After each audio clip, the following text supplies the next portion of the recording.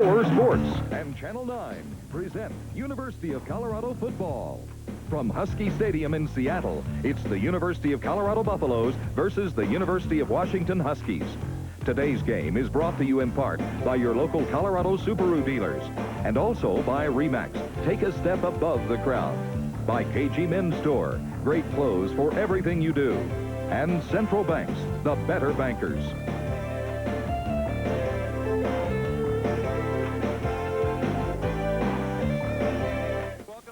Stadium, everyone. I'm Tom Green along with Ron Zappolo and Dave Logan. An interesting broadcast for us today, being on Channel 9, game being produced by Channel 4, and welcome to KUSA, fellas. Tom, thanks very much. I think this microphone kind of says it all. 9 and 4 working together to bring this game to you, and I think we can say that we're happy that the two stations were able to come together and do this. Now we got a football game, Tom, and a good one. Colorado on the road for the first time this year, probably their stiffest test to date. Not only getting tested by going on the road, but they're also going to be facing a fine young quarterback in Kerry Conklin. He takes the short drop back, gets rid of the ball real quick. He's a very difficult guy to defend. Now CU, of course, has their own fine quarterback, Darian Hagan. He's done nothing but great things so far for the CU football program. He's run the ball well and has thrown the ball effectively, and Washington's going to have their hands full with him. Speaking of CU, Dave Logan, obviously the question around the Buffs, how will they respond to the developments of the past week and the passing of Salinesi? Well, Ron, I don't think anybody knows right now. I think it'll be clear after maybe a half of football. You would hope that the kids will be able to put the tragedy behind them and come out and play hard, but you really can't tell. Also, they've had 2 weeks off, 2 weeks to prepare for Washington. Sometimes that is fine. Sometimes that works to the detriment of the team that's had a week off. Well, we're about to find out. Stick with us. We'll be back for the start of this afternoon's game in just a minute.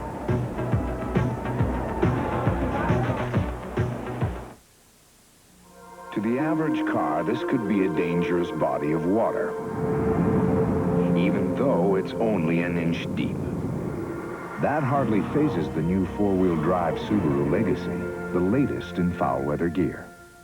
It weighs 1/1,000,000th of an ounce, yet it can take a 2,000-pound car and blow it right off the road. But not the new four-wheel drive Subaru Legacy. Think of it as a 5-passenger snowmobile.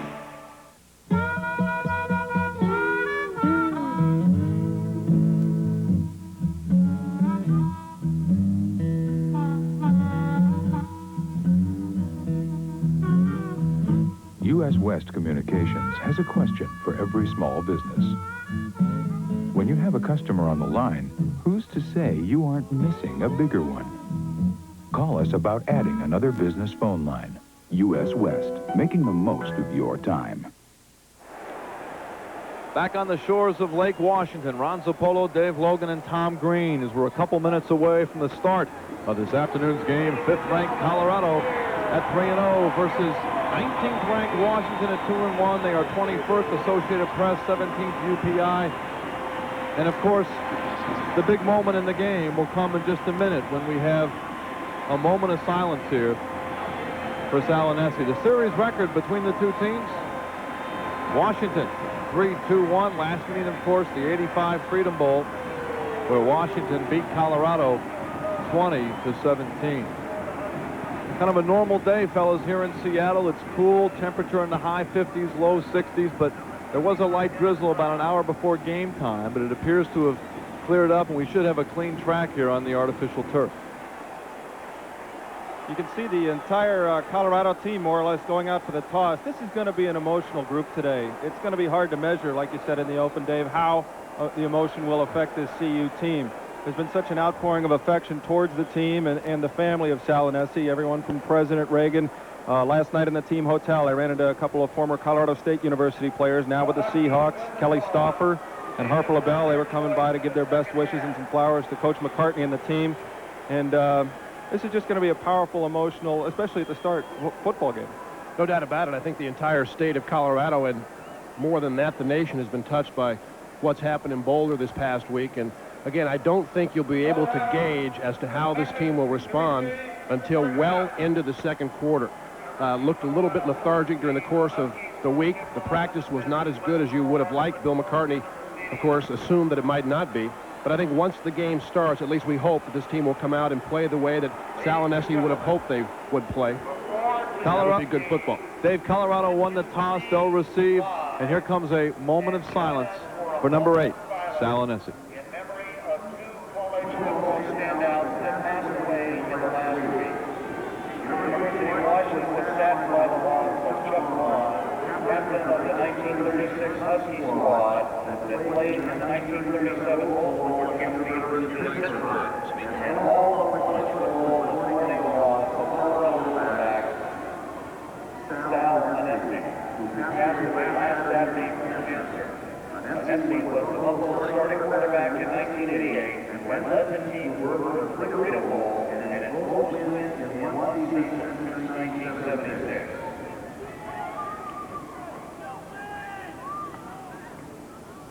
Thank you.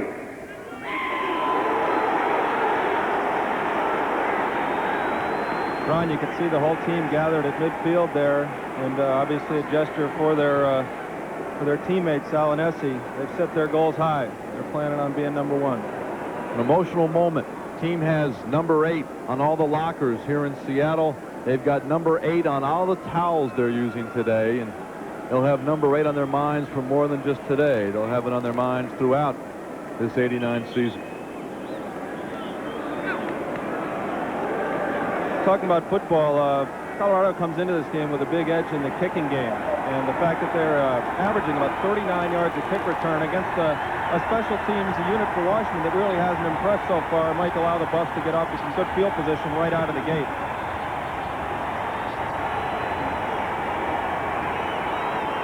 John McCallum, fine kicker for the Huskies, will kick off. Colorado 3-0. Looking to move up in the rankings. Colorado has beaten Texas, Colorado State, and Illinois.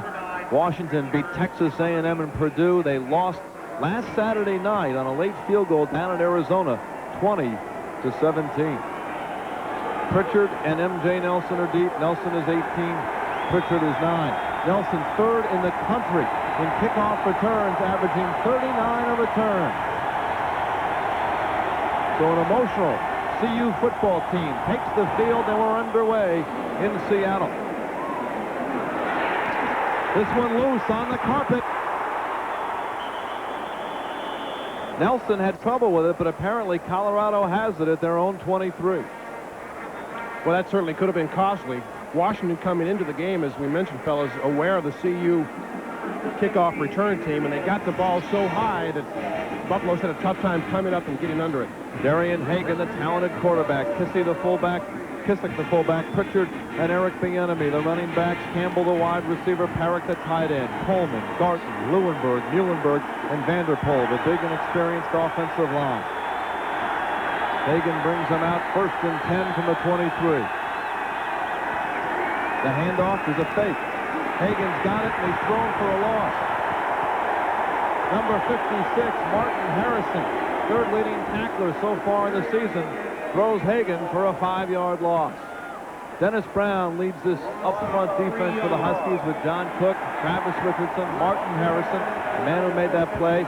Chico Fraley, a high school teammate of Bieniemy's, Clifford and Travis. The secondary is led by number 6, Lilo Lang. He's there with Mincy, Briscoe, and Eugene Burkhalter, who was all over the field last Saturday night down in Arizona. They'll call it a loss of 3. It's 2nd and 13. Hagan's got it out to about the 24. Travis Richardson, the right defensive end, 6'4", 245-pound junior, made the tackle. First play, you see CU shift their tight end as Darian Hagan audibled at the line of scrimmage. The Buffaloes want to run away from number 79, Dennis Brown, who, as you mentioned, Ron, an Outland Trophy candidate, 6'4" and 305 pounds. They've got to be able to adjust at the line of scrimmage, and he's got to be able to move people under very, very noisy circumstances. You can see him audibilizing right there. 3rd and 9, and it's Pritchard in motion. Campbell is wide to the right.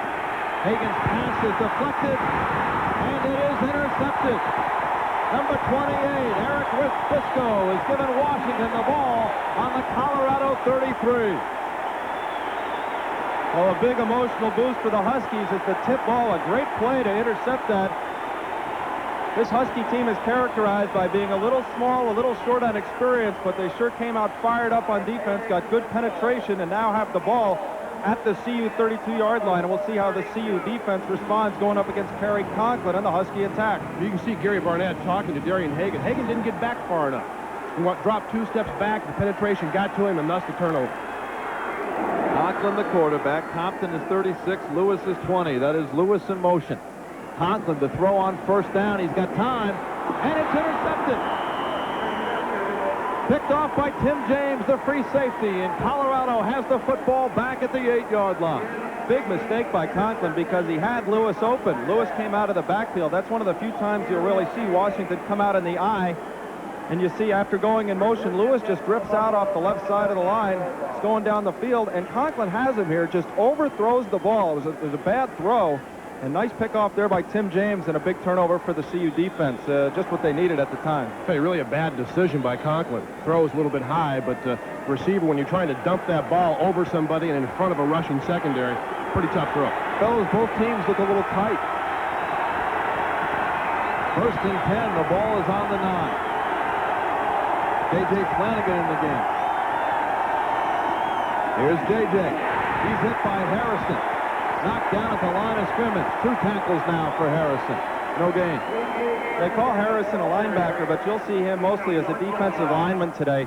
He's a pretty slippery guy. He's tough to block. He's not that big for a defensive lineman. As a linebacker, he's 6'5", 237, but he's not that kind of guy who just presses upfield. He's slides off blocks, gets into gaps, makes things happen. Nice play there. Less than 13 minutes to go in the first quarter already. Each team has turned it over. Hagan got a hole. Breaking tackles, and he's hit and down. Gang tackled at the 14. John Cook, number 93, the nose guard. One of the early arrivals. It's a pickup of 4. It'll be 3rd and a long 4. You knew the Washington defense would come out and be very, very fired up. They were chastised by their head coach, Don James, after their play last week in Tucson. Good penetration by purple shirts. Hagan does a nice job of breaking tackles. They gave up 250 yards rushing last Saturday night in Tucson, and Don James said, we cannot win football games giving up that much yardage on the ground. There's a good look at Hagan, what he's done on the ground. It is 3rd and a long 4. Hagan looking. And he's sacked back at the 4-yard line. Number 39, Chico Fraley. And Colorado will have to punt from their end zone. While Dennis Brown was probably the most physically intimidating player out on the field, Chico Fraley is the guy they think is their big play man. And Hagan here goes a little play action. Tries the pump fake here, but Fraley has none of it. Takes him down inside the 5-yard line, and the Buffs will have to punt. I'll tell you, Todd, that's a good job by Hagan, not throwing the football, not forcing to throw deep in your own territory. At least you give your club a chance to line up and punt the ball. Tom Ruin is on 2nd in the nation in punting, averaging over 48 yards a punt. He'll need a big one here.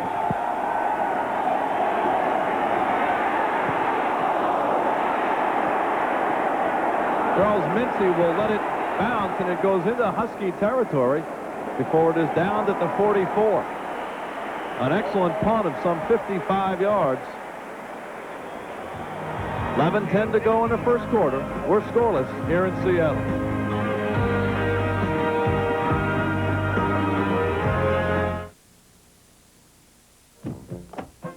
Have you ever wondered what a baggage handler might take on vacation?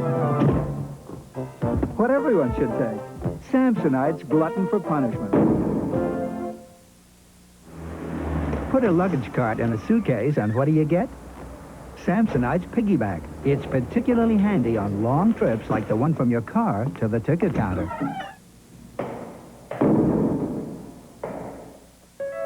You know me as a tough guy on the field, but off the field I've got a soft spot for people in need. That's why I'm the honorary chairman of the Sackham Project. My newest team, Supreme Subaru and Richards Mazda, are giving $100 for every new vehicle sold during the entire 1989 season. Here's a great opportunity for you to help thousands of people in need. So do what I did. Get your next new car or truck from Supreme Subaru or Richards Mazda. Supreme Subaru and Richards Mazda, 1 mile west of I-25 at 104th. It's a good look at Kerry Conklin, who's coming off a fine night last week, even in losing efforts. 27 of 43, 354 yards, a touchdown, and 2 interceptions. Those yards through the air are career best for Conklin. 1st and 10. The ball at the Husky 44.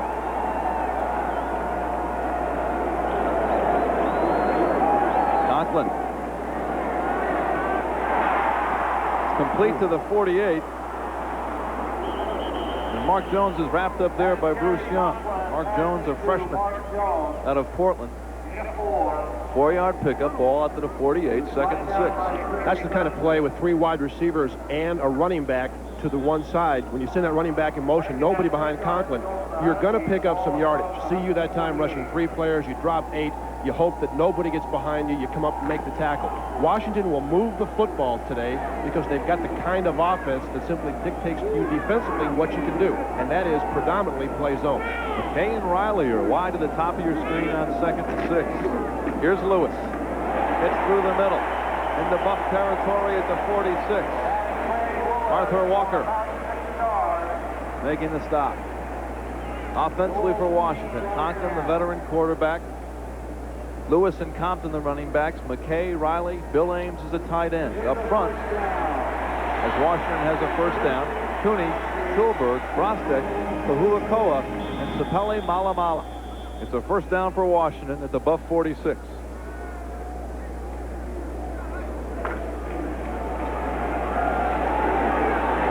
Minutes to go in a quarter. We're scoreless in case you joined us late. Lewis, the lone setback. The handoff to Lewis. Inside the 40. Down to the 35 where Bruce Young, along with Tim James, make the stop. For a team that passes so much, they really run the football very well with Lewis. He's 8th in the nation right now in rushing. Lewis, you're right, Tom, has really blossomed here in his junior year. 71 carries, 364 yards, averaging more than 5 a carry. Walker, Steed, Salavia, Alfred Williams, Kerry Johnson, Michael Jones, and Candace McGee, the front 7. McLuhan and Gibbs, the corners. Young and James, the veteran safeties.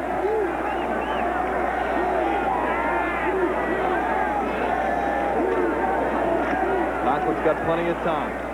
Dumps it off to his tight end Ames. He's inside the 30 to the 29 where Michael Jones makes the stop. A pickup of 5, 2nd and 5. Washington, fellows, has turned out some great quarterbacks. The Conklin's going to pass many of them, but Tom Flick, Chris Chandler, Sonny Sixkiller, Warren Moon, Don Heinrich, just to name a few. Don Heinrich. Back in your era, David. Writing those pro football magazines. That's right. 2nd and 5, the ball on the 29. This is Lewis. He's got a 1st down. He's to the 22-yard line. Jones and Johnson combined to make the stop. Another Husky 1st down. It's a dangerous offense, the one-back set, because when you flank so many receivers that you can get the ball to quickly, you've got to flank a defense too. You can see good man-on-man blocking. As Tom said, Washington's been able to run the ball effectively in their game so far this year. But when you have to move linebackers out to cover wide receivers and simply take them out of the interior of your defense, much easier to run the football. 1st and 10, the ball on the 22. The pitch to Lewis. He's got Compton in front of him, but Michael Jones snuffs it out.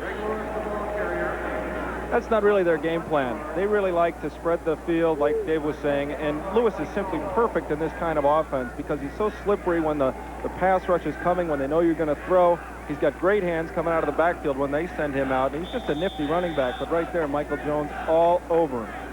Good look there at Bill McCartney, who said one of the keys today was his club's ability to tackle. If CU tackles well, they'll stay in this game. If you see the white shirts on the ground missing tackles, it could be a long afternoon. 2nd and 11. Conklin over the middle, complete to the tight end Ames. He loses the football and gets it back. Ames fumbled and recovered inside the CU 5, so a break for Washington. Michael Jones made the hit. That's a brand new set for Washington. They started using it last week where they go to the 2 tight ends. They do keep a running back in the backfield. Ames still their primary target. You see he slides off, finds the dead spot there, makes the catch. He's hit and coughs up the football right there. but it comes right back to him inside right at the 5-yard line. Boy, lucky bounce for Washington. Good job by the tight end Ames bouncing off of Terry Johnson. It's like a basketball pick. You just go in, find an area that you can get yourself open, look back. Conklin is right on you all the way. Pretty tough to stop. They've got it marked in 7, which means they may have felt that he was down before the fumble. First and goal for Washington. Play action. Here comes the rush.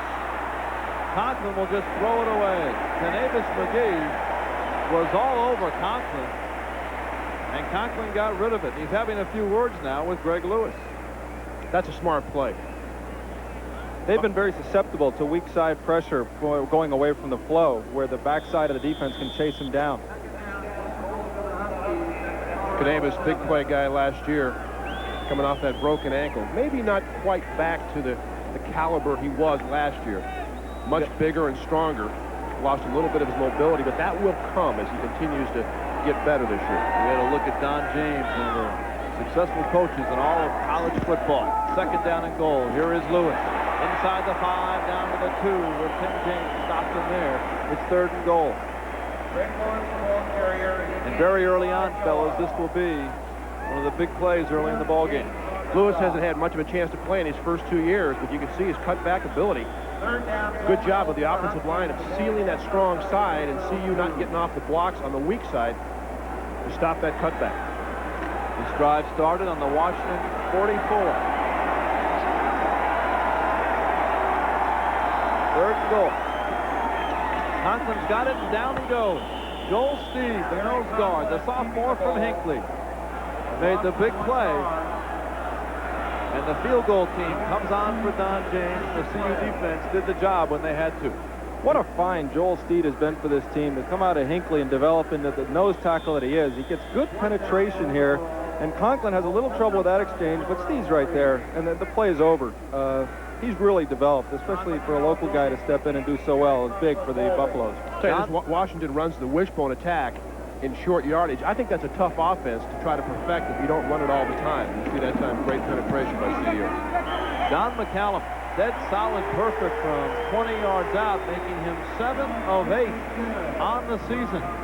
So the senior from Seattle gives Washington the early lead.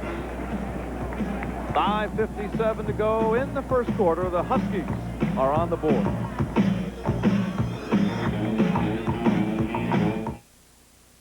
Central banks believe if you want to make a difference in Colorado's future, get involved. Colorado needs a vision of being economically healthy again. We need to turn our biggest negative to economic development, pollution, around.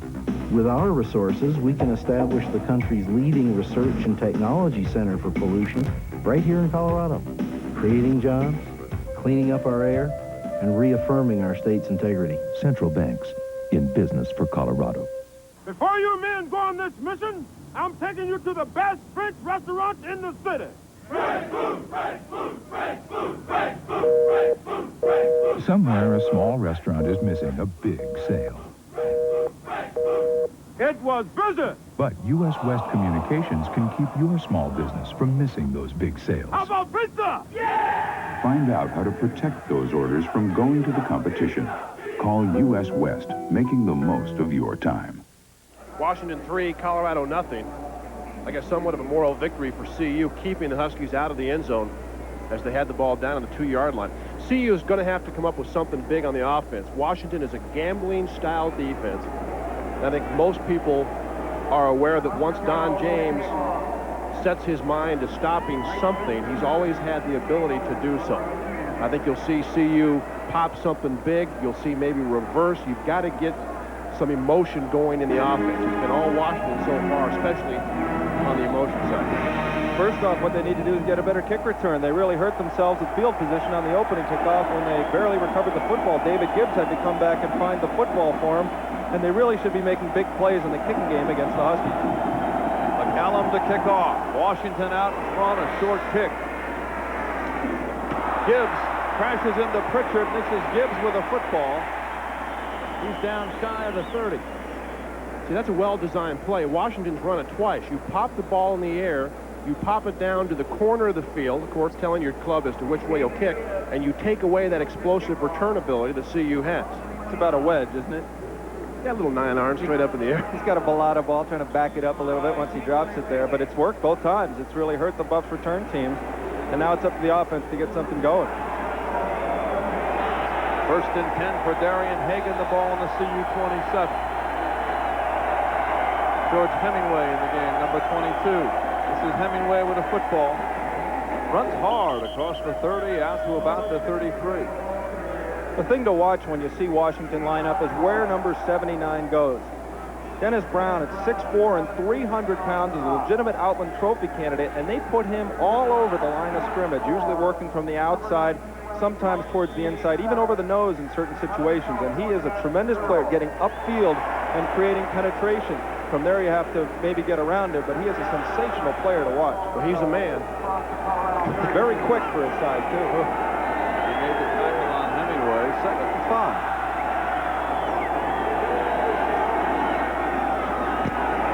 J.J. Flanagan out to about the 35.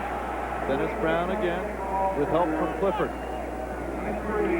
Washington last year was dead last in the Pac-10 in giving up rushing yards. They averaged 201 yards against for the year. That was one thing that Don James, of course, we mentioned what he said last week, but after last year, a year they went 6 and 5, he said, hey, we are not going to make it unless we stop the run, do a much better job. They've concentrated on that, and so far in the first 3 contests, they've been pretty decent.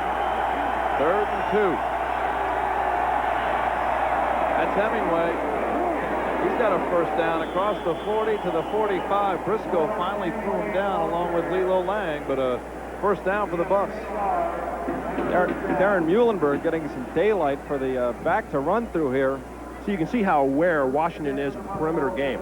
And they sneak Hemingway all the way to the free safety before anybody realizes that he has the football. You really have to think the CU offensive line can move out the Washington offensive line and play smash ball with them effectively. Good look at Hagan. 1st and 10 for Colorado. Bieniemy, number 1, back in the ball game. Here's Eric. Trips and falls. Brown put him down for good at the 47. Brown is, you fellows have pointed out, so active. It's so tough to block. You don't know where he's going to line up. As Bieniemy gets up, claps his hands, says, come on, fellas, grind it out. The CU coaches told me that Dennis Brown does not read. He just steps upfield, creates havoc. If he's where the play is, he's going to end it quickly. If he's not where it is, he has such great pursuit skills. He goes right down the line of scrimmage and gets involved. 2nd down and 7 for Colorado. 3:35 to go in the first quarter. A mix-up. Hemingway's got it. Hemingway's got good yards. Finally, hog-tied by Eugene Burkhalter and brought down like he's a calf. But Hemingway running effectively very early here. Well, I tell you, Hemingway ought to charge Burkhalter for the ride because he took him about 9 yards. It looked like Hemingway wanted the ball. Hagan wanted to take it back, and Hemingway say, I'm taking this one. And away we go. And again, Eugene Burkhalter is one of the better tacklers. Good luck when you have a 235-pound fullback coming up the middle, no matter how good you are tackling when you're a free safety. 15 yards for Hemingway as the Buffs are on the move. Big hole for Bieniemy. Eric breaks a tackle on a race to the corner. Touchdown.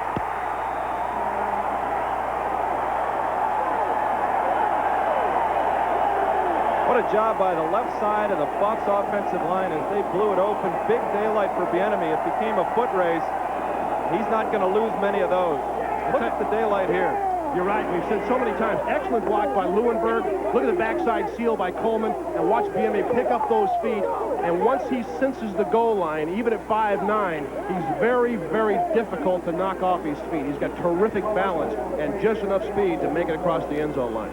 Well, you saw that tight shot of Bieniemy after that first run of this drive, and you could see the determination on his face. The next time he got it, 35 yards and a touchdown. Culbertson kicks it through. Colorado has the lead for the first time today with 3:07 left in this first quarter.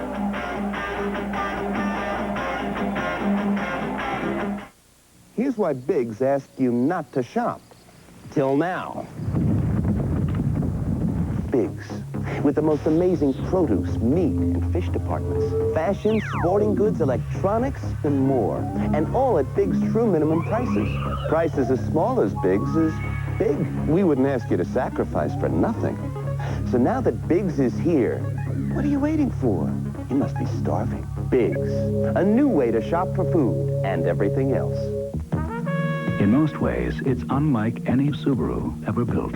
It's a full-size luxury compact with more horsepower than any car in its class and the styling and amenities of a European sedan. Yet you get a feeling from this all-new Subaru that it has somehow been here before.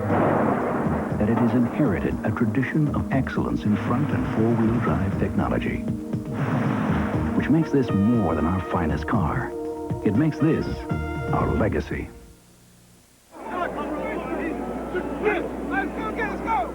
When you block somebody that's 300 pounds, especially important, you gain great leverage. Look at the job Darren Muhlenberg does on Dennis Brown. And George Hemingway finished the block. The enemy does the rest, pulling out of Eugene Burkhalter's tackle. Race to the end zone. Charles Mincy, the corner, tries to get over, gets to him at the goal line, but the enemy finishes it off.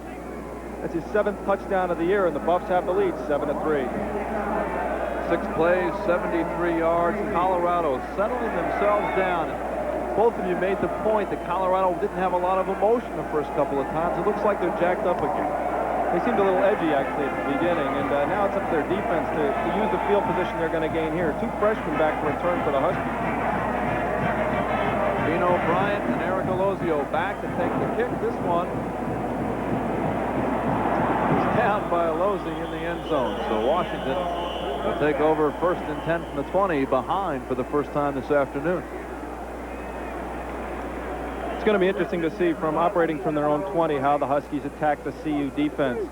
As I said, they like to use the short, quick patterns, the 3-step drop, and it kind of takes the pass rush out of the game. I was talking to some of the players from CU, and they were saying their job on the defensive line might not be so much to get sacks as to get in and get their hands up quick because Conklin gets rid of the football, but they come out in the eye.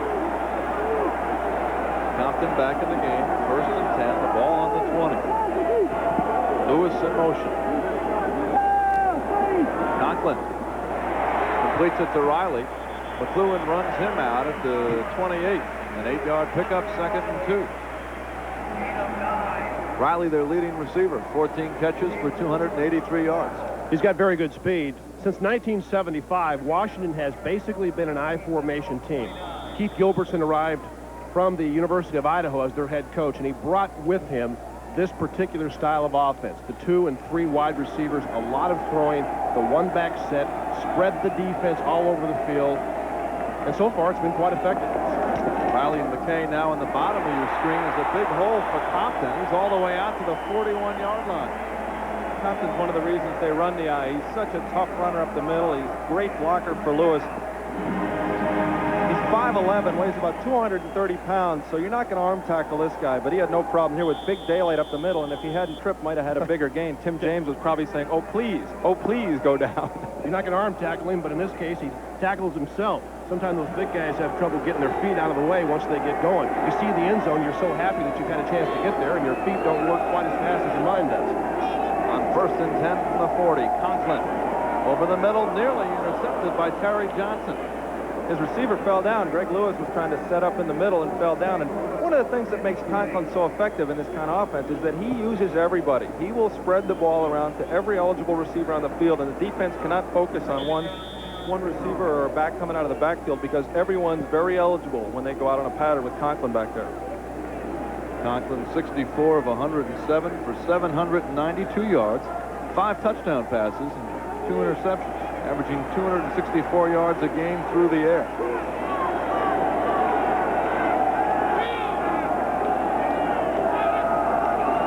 Conklin nearly falls down in the backdrop, throws and completes it to Ames.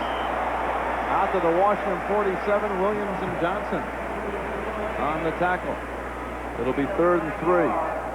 Well, that was a nice catch in traffic as he got sandwiched there. He's considered one of the harder workers on the Husky team. Bill Ames had major knee problems, needed major knee surgery last year. They didn't think he'd get back because he hurt his knee in the spring. Actually came back the 5th week of the season. So he's a guy who puts his effort into the game. 3rd down. And a couple. Conklin takes it up the middle, and it's going to be very close. Dave, you have the best set of eyes. You make the first call of the day. I will initially say from that angle that he's going to be a little bit short. I'd say he's a foot shy where they have him marked right now. but you've got the glasses. I mean... Yeah, well, I'll cheat. I must attest, Dave looking with the naked eye, making the call, and I believe he's correct. I don't know that there's a decision at midfield this early in the game. Don James is one that usually plays the percentages. Might not like it here in the stands, but Washington's going to have to punt the football. You guys didn't get the complimentary Channel 9 binoculars? Didn't even get one of those little 9 pins, did you? Hey, we were lucky to make the flight. What, are you kidding me? They're going to measure here. There's the measurement. Dave Logan correct, or a foot short. Big crowd here. They're thinking it's in the neighborhood of 70 to 72,000. The boats off the shore in Lake Washington. Beautiful setting for football. The Washington players signaling we're going to go for it. I guess they've talked Don James into it. And they must have, because you can see the punt team led by Channing Wiles trots off. The crowd is jacked up as the offense trots on, 4th and a foot. This is dangerous for the passing team because you think they're going to send Compton up the middle, but they really could burn you if they decide to stroke the ball. I'll tell you what, though, if you're a defensive coordinator, Mike Hankwitz, I think you have to play the run. If they throw the football, we will be the most surprised people in Husky Stadium. A bone. Full house. Conklin falls down, gives it to Compton, and I think he is short. We'll wait and unstack, but I don't believe he got enough. This is going to be close. They're marking him across the 50. That's a first down. That's a first down.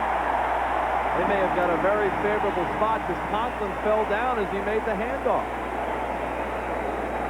Almost a disaster for the Huskies, but they will maintain possession. See the crowd here. We saw some people kayaking to the game a little earlier out on the water. Watch Conklin here, fellas. Looks like he got his left foot stepped on by the right guard. Compton barely got the exchange. I'm going to tell you, if he got to the 50, well, it's over now. 1st and 10, Compton a hole inside the 45, down to the 43. The strong safety, Bruce Young, made the tackle, a pickup of 7. 2nd and 3. One thing that makes this offense so very, very tough, if they can establish a running game, it's going to be very, very difficult for the CU defense to play as well pass defense as they need to. You can't, as a defense, you have to take something away. At least you try to. You either want to stop the run or you want to stop the pass. But so far, Washington's had pretty good success with both. Good point. 2nd down and short. Passing chance if Conklin wants to take it. Complete to McKay. A nice catch as McKay is down to the 35 where Young made the tackle. Another Washington first down, Orlando McKay, 5'11", 180-pound sophomore. Don James has to be happy with the way they're moving the football, but they're also doing something else. They're keeping the Buffalo offense off the field. Time is running out here in the first period, and CU's only had the football twice, really. They fumbled it away one time, they had to kick, and then they got the touchdown drive. CU's yet to throw for any yards. And Washington's moving it ball. Excuse me, Tom. The biggest chore for the CU defense and the coaches this week was to make sure the team didn't get down because this was going to be a challenge for them, and Washington has the ability to move the ball. They'll move it in chunks. The key will be what the Huskies do with the football once they get it down in the scoring territory. It becomes a little bit more difficult for a passing team to get in the end zone. Compton took it down to the 33 where Jones made the stop. That will presumably be the final play of the first quarter.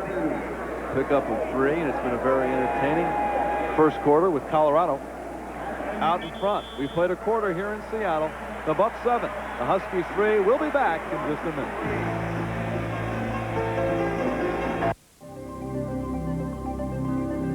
There's a whole new market of customers out there on the horizon in nearby towns, and U.S. West Communications can bring them closer to your business.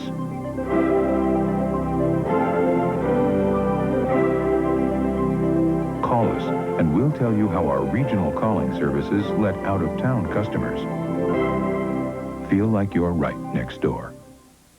U.S. West, making the most of your time.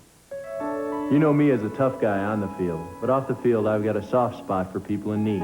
That's why I'm the honorary chairman of the SACM project. My newest team, Supreme Subaru and Richards Mazda, are giving $100 for every new vehicle sold during the entire 1989 season. Here's a great opportunity for you to help thousands of people in need. So do what I did. Get your next new car or truck from Supreme Subaru or Richards Mazda. Supreme Subaru and Richards Mazda, 1 mile west of I-25 at 104th. Sports Extra. Sunday night at 10:35. Sight right there. That's a couple of football throws away from where we're standing. John Elway throws. On an overcast day, it's still beautiful here. This is quite a setting. This stadium is probably in as beautiful a spot as you could imagine. After a quarter, you can see Colorado out in front on the ground and Washington dominating through the air, but the only stat that counts is Colorado 7, Washington 3. Real balance, though, for Washington in the way they're moving the football, and that's what's creating so many problems for Mike Hankwitz and the CU defense. Washington has it as we start the second quarter. 2nd and 7 from the Colorado 32. This drive started on the Husky 20. Compton and Lewis behind Conklin. He'll dump it out to Lewis. Gets by Johnson. He's got a block inside the 20 where Alfred Williams makes the tackle at the 19.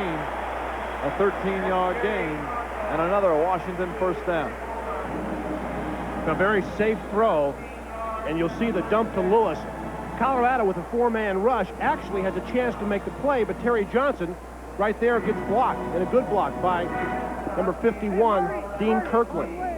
CU wants the clip, no clip called, and again, very, very safe on the throw. You just dump it out to your running back, you let him make people miss, and you pick up positive yards. Lewis, an all-purpose threat, his 12th catch of this young season. Play action. Conklin catches his own pass. Williams deflected it. Conklin got it back, and he was nailed. I think we learned not to catch that ball, bat that thing down. I was going to say, I think Washington's more dangerous from here as far as getting into the end zone than they are up close. And this is a funny play. I tell you, Kerry Conklin will tell Don James in the meetings tomorrow, hey, I signed on as a quarterback. You can forget this receiving bit. Ooh, Canavis McGee gets a free shot at a quarterback turned receiver. Speaking of a quarterback we all know well, number 7 in Denver, he's learned to knock those down when they come his way. Or get knocked down. That's right. 2nd and 14. Lewis in motion. Conklin throws incomplete. Canavis McGee was all over Bill Ames, but there is no flag. CU only elected to rush 3 there, and Canavis with some good coverage if you include grabbing and holding. he may have a little purple paint on his left hand. We'll see if we can see it. Bottom left-hand corner. Conklin decides to go to Ames. Now watch where Canavis McGee's left hand is.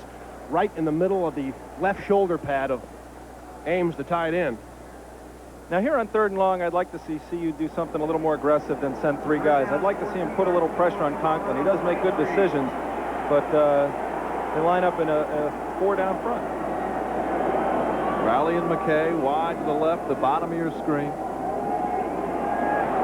Conklin. He was looking for Riley, but Young and McLuhan were there, and it's 4th down, and the field goal team will come on for Washington. And this will be a rather long attempt, about 40 yards. Alfred Williams gets my nod for the coverage there. He got great pressure in on Conklin. And I think if you can get pressure on him, if you put him in a 3rd and 14 where he can't take a 3-step drop, he's got to drop 7-8 yards like Illinois' Jeff George had to a couple of weeks ago. You're going to get a chance to put some pressure on him, and you got to take that chance. Well, the key is they got pressure on him with 4 men. Didn't have to bring a linebacker, take a backer out of the coverage scheme. Very good pass rush that time by CU. McCallum already good on his first attempt of the day, and he's good on his second from 40 yards out. McCallum now 8 of 9 on the season. 13:30 to go in this first half. Colorado out in front, 7-6.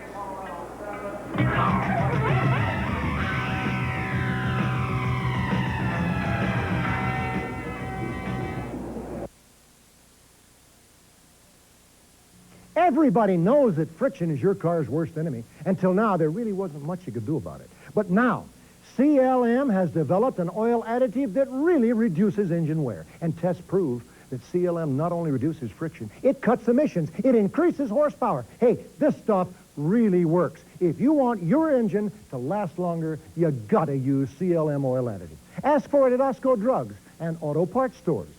Works in your lawnmower, too. You tell them Dick Lewis sent you. The Denver Nuggets are on. Lever out with the ball. Nuggets on the break, 3-on-2. Feed to Alex. Layup. With a 3-pointer from about 40 feet. It's good. Nuggets fans, season tickets are available now. Get the same great seat every game. Also, ask about our special 21-game package. For more information, call 893-6700. Don't miss the Denver Nuggets. Part of the beauty that is the great Northwest. We've joined our stay here in Seattle as Colorado out in front, 7-6 after McCallum's second field goal of the day. This one from 40 yards cuts the deficit to 1 point for Washington. And although Washington has had some success moving the ball, again, they've had it in scoring position and have come away with 2 field goals. I'm sure Don James is a bit upset with the happenings here in the first half. You have to take advantage. Once you get down there, boy, you got to knock it in. And that says a lot so far for the CU defense. Mike Pritchard and M.J. Nelson are creeping up almost to the 10-yard line this time, looking for the return. Those 2 punch kicks have worked very well for Washington's coverage team. It's a good point, Tom. The kicks have been short, and they've kept it away from Nelson. We'll see what they do on their 3rd kick of the afternoon. This one a little deeper. Pritchard from his 9. Comes to the side. Across the 25 to the 27. Our first flags of the day are down back at the 19, and this one will be on Colorado. I was just going to say we haven't had any penalties yet. Despite the field position that they're going to end up with, it's got to be a moral victory that the return men actually caught the football. After a couple of plays by David Gibbs on the kick return, they finally got one of the guys they wanted with the football, but the penalty, the clip, is going to move it back probably inside the 10-yard line. Referee today is James Folkamp. The umpire is Walt Wolf. Let's take a look at it, see if we can see the clip. And there, I believe, right in the middle of your screen, tough to see the number. Might have been 2 clips. Actually, there were 3 flags in the play. They may have got 2 or 3 clips. First down. Buffs will have to bring it out of their own end now as they get the ball at the 9. O.C. Oliver, the bottom of your screen in the ball game for the first time, number 5. Pac-10 coaches said Husky Stadium, the noisiest place to play on the road in the Pac-10, and at home you're probably getting a pretty good dose of it. And you're right, Dave. It is loud as it's been all afternoon as Flanagan busts across the 15 to the 17, an 8-yard pickup. Chico Fraley, number 39, made the stop. After a slow start, you really have to look for CU to start running straight ahead. They've had some room up the middle. That big offensive line is starting to peel some holes open against a slightly undersized Washington front 3. They really put Martin Harrison down at a defensive end. They also have 3 sophomores starting at linebacker. So there's some inexperience there, and you have a chance to maybe make a gap and make a big play. I'm going to tell you something else. Both inside linebackers for the Huskies, very, very small, 205 and 228. Second down and 2, up the middle. It's Kissick. He's got a first down across the 20 out to the 24, where Charles Mincy, along with Burkhalter, finally made the stop. A CU first down. That takes the crowd out of it a little bit. See, if you're the Washington defense here, boy, you've got them right where you want them. You want to force CU to stay down in their end, to punt the football. Your offense has had pretty good success. They've allowed 1 first down, but paramount now for the Husky defense to play tough against the run and stop CU from monopolizing the time of the clock.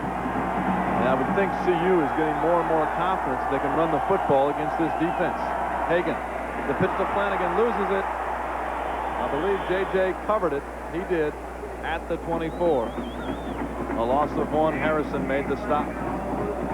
See Flanagan and Hagan talking about it. First time they've had the chance to actually pitch the ball today. The pitch was high. It got up on J.J.'s shoulder. It was a tough pitch to handle. And luckily they were able to come away with the football. But you can see Hagan here pitches the ball a little quicker than he has to as Harrison comes up on him, and the pitch is high up on the shoulder, and Flanagan more or less just keeps it in front of him and recovers it, and the Buffs maintain possession. A little behind him, too. Flanagan and Kissick still in the game behind Hagan. Arian looks to throw, now he'll run. Dennis Brown, number 79, snacked up Hagan at the 27. Let's go down to the sidelines and Mark McIntosh. Thank you very much, Ron. It has started to miss very lightly down here, and I just talked to equipment manager Bill Crowder, and he said 20 hours before the game they sprayed a dry ball material on the footballs just in case this mist would start to fall so the CU quarterbacks would get better grip on that football. Thanks very much, Mark. Mark McIntosh working the game with us today on the sidelines, as he does throughout the year on our CU telecast. 3rd down and 8. The ball is on the 27, and Colorado stops and takes a timeout.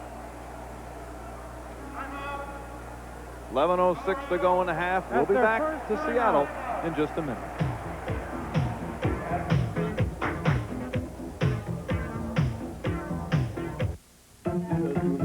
Few more to go. We're almost ready.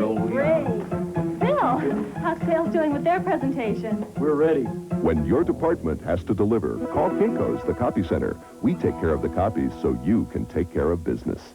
Kinko's is your one-stop copy center with plenty of top-quality, easy-to-use machines, a place to create, a comfortable workspace, a wide selection of stationery and office supplies. Open early and late, Kinko's is your full-service copy center. To the average car, this could be a dangerous body of water, even though it's only an inch deep. That hardly phases the new four-wheel drive Subaru Legacy, the latest in foul-weather gear.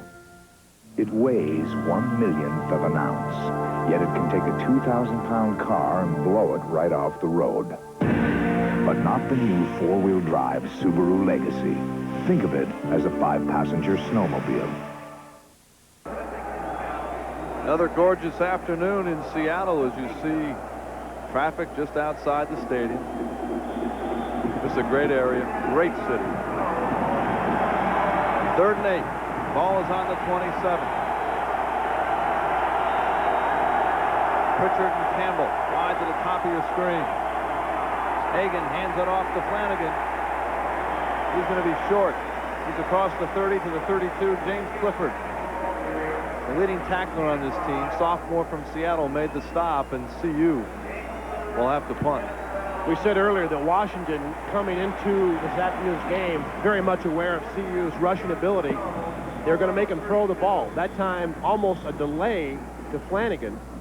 And since CU really hasn't had much of a chance to throw the ball, with Washington having 7 guys in the line of scrimmage, that play not going to be very effective. Real conservative call. I think Bill McCartney might have been happy just to move that ball when they had it on their own 9 to get it out past the 30 and let Tom Ruin kick it away.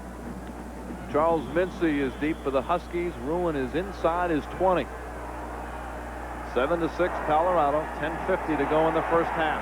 Ruin picks it up, gets it off, takes a Washington bounce back towards the 40, and it's down at the 38. 10:42 to go in the first half. Colorado out in front, 7-6.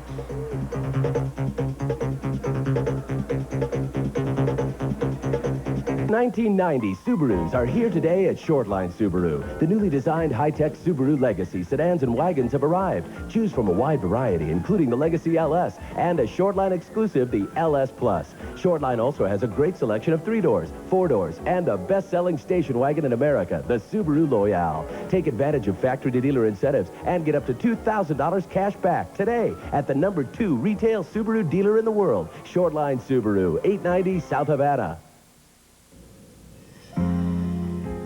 For Brandon, it can be a little scary to try something new. At United Airlines, we understand.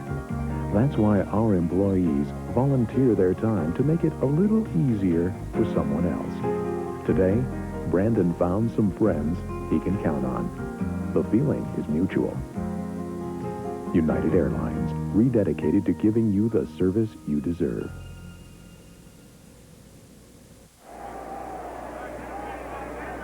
We'd like to pass along a nice note from Boulder today. The men's and women's basketball teams from CU raised $2,100 this morning for the Sal and Essie Fund. Members of both teams washed cars in Boulder, and at $3 apiece, over 600 cars turned out. CU Athletic Department wants to thank everyone for coming out and the basketball teams for doing their part. Well, that's terrific. That is. On 1st and 10, Conklin looked for Ames, and he couldn't hang on. Terry Johnson was there on the coverage. In case you missed the beginning, Dave, certainly an emotional moment for fans is a moment of silence here for Sal and Essie. Yeah, it was a nice tribute, certainly to Sal. You can see early Washington trying to get the football into the hands of the tight end. CU aware of the wide receivers, and they, for the most part, have locked up those linebackers on the tight end. I think offensively, when you can get that match, especially with a good athlete like Ames, you want to take full advantage of it. Conklin 7 of 11 so far for 60 yards with that incompletion. Conklin over the middle again. This one complete to Mark Jones. Flag is down. Conklin had his biggest game in his career last week against Arizona, 27 of 43 for 354 yards, but the Huskies lost 20-17. That not only was Conklin's biggest game, that was Don James' biggest game as head coach here at Washington, 354 yards worth. They've got holding on CU defensively. Mark Jones, if that's a familiar name, initially had signed with the University of Colorado. Got himself into some problems out in the San Diego area. Bill McCartney decided that he was not the type kid that he wanted with his program, and he turned around and went to Washington. Of course, talking about that, Darian Hagan was highly recruited by both of these universities. Holding on the defense during a legal forward pass. It's an automatic first down. In fact, Hagan said it came down to CU and Washington wanted him as a running back. CU wanted him as a quarterback. He said he appreciated Don James being honest with him and telling him he was going to be a running back and not telling him he was going to be a quarterback just to get him into the school. 1st and 10 for the Huskies. The ball just on the Washington side of the 50. The handoff to Lewis. He bounces around the corner into CU territory down to the 41. Young, James, and Williams all there to make the stop. That'll be close to a Washington first down. The one-back offense again, and you'll see Lewis with the ability to bounce it outside. Now, Bruce Young is the guy that has to make the tackle, and you can see he gets blocked. Nice job by the tight end, Bill Ames, also picking up and stopping Alfred Williams, preventing the contain. You know, a lot of people talk about Don James and how long he's been coaching here. I'm not sure a lot of people back home remember that he was an assistant at CU back in 1968, 69, and 70. That goes way back. I mean, that's way back in like when Dave Logan was around. He was a pretty good coach, too. Got his first head job at Kent State University. Also spent some time at the University of Michigan as defensive coordinator. He and Bill McCartney have something in common there. 18 years as a head coach, 12. This is his 13th season in Washington. One of the deans of the business right now. Well, he's the winningest coach in Washington history. He's had 12 straight winning seasons. Remarkable record. Considered an excellent game plan coach. Week to week, he is as prepared for an opponent as any coach in the nation. There was a time, Dave and Tom, that he wanted the CU job. Or was at least interested. Very much so. We're inside of 10 minutes to go in the half. 2nd and inches. Compton. Down to the 35. Young. And Salavea on the tackle. Of course, Oakland playing with a heavy heart. Sal Anese's best friend, almost like a member of the Anese family. And he'll be going directly to San Diego for the funeral on Monday, as will Bill McCartney and a number of other CU officials. Some people are only born to do one thing. James Compton was born to be a fullback. 5'11", 235 pounds, finishes his runs, executes his job, likes contact. He's a real asset to them when they do go to the eye. Washington grinding out first down, but they only have 2 field goals to show for it. Lewis. And the ball is loose. Colorado thinks they have it. I think he's going to be ruled down. And the ball is ruled down. Michael Jones came up with it, so all it is a 3-yard gain. You can see CU very, very aggressively going after the football. That's fine, and you're going to get your share of turnovers that way, but you also are going to miss some tackles unless you're aware of wrapping the guy up and then going for the football. First guy that gets to the ball carrier has to try to make the tackle, and then numbers 2, 3, and 4, and from that point on can go for that football.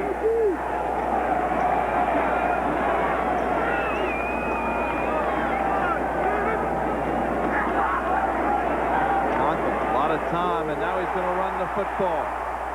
Takes a dive at the 24. Jones makes sure he's down. That should be enough for another Washington first down. Another good decision by Conklin, as he had all sorts of daylight off to his front and left when he pulled the football down. And see, with a 3-man rush, really not able to get a lot of pressure on him. He's a good enough athlete. Wide. Good enough athlete that he can do it. Last year threw 12 interceptions, and Don James said if I could change one thing, I would change his ability to make the correct decision. At that time, Tom, you're absolutely right. Pulled it down and got a first down. 6'4", 215. Great size for a quarterback. First and 10. Inside the Colorado 25. Here's Lewis. Tries to get around the corner. Young trips him up, and Lewis is down at the 21. Steed was there as well, a 3-yard gain. I said earlier, Bruce Young having to make a tackle on that one-back counter tray move, and Young there in time to make it. Nice move by Lewis to pull Alfred Williams in and let him get the corner. This telecast is a cooperative presentation of KCNC TV and KUSA TV and is intended for the private use of our audience. Any reproduction or rebroadcast of this telecast without the expressed written consent of KCNC and KUSA is prohibited. You did very well. And we'll never hear that one again, that's for sure. Conklin looking to throw, and it's incomplete. I think that ball was tipped. And that's what they're talking about with those short, quick passes, that you almost have to rush with your hands up in the air. Fellows, the intended receiver was Jay Barry from Kent Denver, who's in the ballgame. See Oakland Salavea, number 99. Let's see if he gets his left hand up and tips the football. Actually, both hands up and tips that ball away. They've been working on that all week. They really think even though Conklin is 6'4", that because he throws the short pass, he throws the ball flat. He throws it in a range where they can get their hands on it and make big plays like that. Barry, the son of Odell Barry, former Bronco, stays in the game on 3rd and 7. Conklin loses the snap, and Michael Jones wraps him up back at the 23. You know, that's a play that the offensive coordinator in the booth takes his headset off. He's throwing it against the wall. Why can't we get the snap? And you can't tell if Conklin pulls out too quickly. Has a very, very good offensive center in front of him, Bert Brosnick, who a lot of folks think might very well be a top draft choice next year in the NFL draft. But boy, the thing that kills you is you cannot get that snap up. And we've seen both times they've gone to 3rd and long. CU's been able to get pressure on the quarterback and make big plays. All they got to do is get him in that situation. Here's McCallum, who's 8 of 9 in the season, 2 of 2 today. This attempt from 40 yards out. It is up, and it is no good. I think that caught a piece of the upright on the right side, did it? It was close. Hard to tell. Maybe we can get another look, Tom, but it may have grazed the right upright. We'll sort it out. 6:41 to go in the half. Colorado remains on top. Again and again, KG Menswear keeps you coming back. He's back for a Hager Wool Blend Sport Coat, tailored in a herringbone weave for everyday wear, only $79.99. He's back for an Imperial by Hager Sport Coat, tailored from 100% wool in classic Shetland patterns. They're just $99.99. KG keeps you coming back again and again and again. KG Menswear, great clothes for everything you do.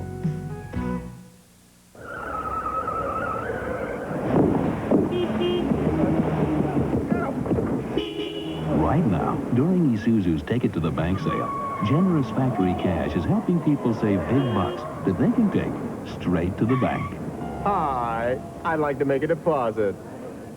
I love this bank. You never have to wait in line.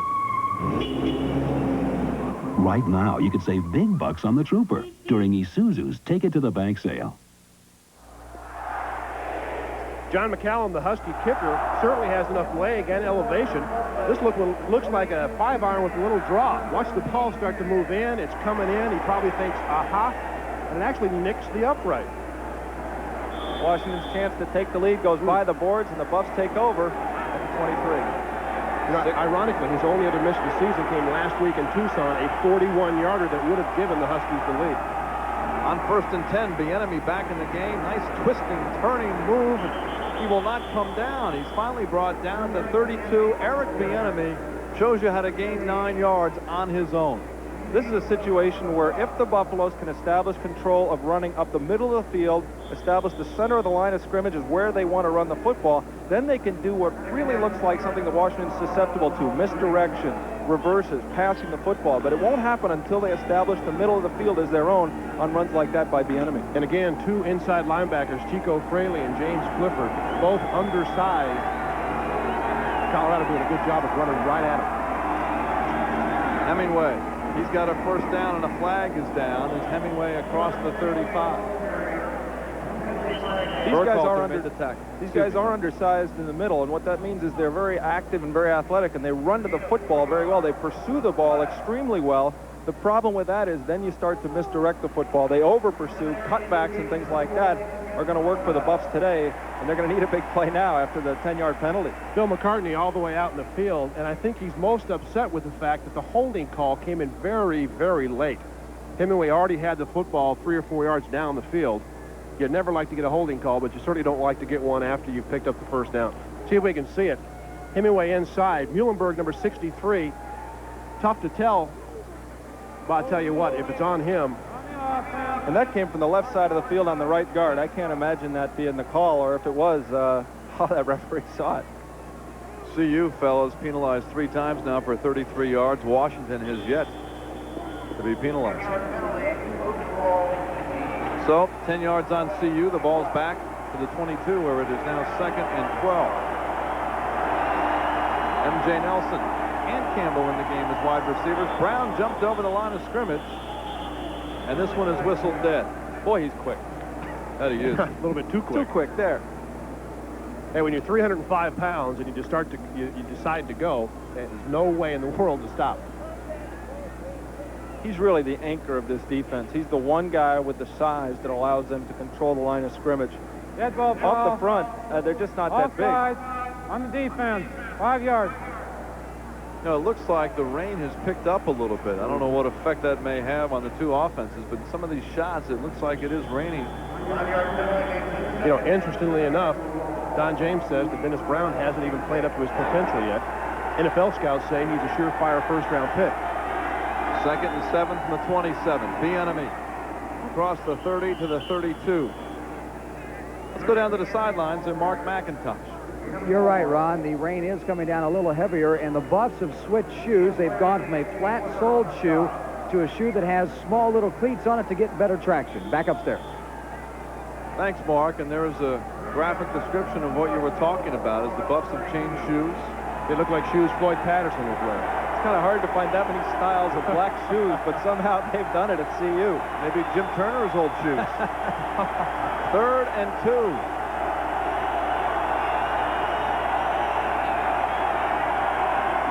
Hemingway. He's got a first down out to the 35. Hemingway having a big first half.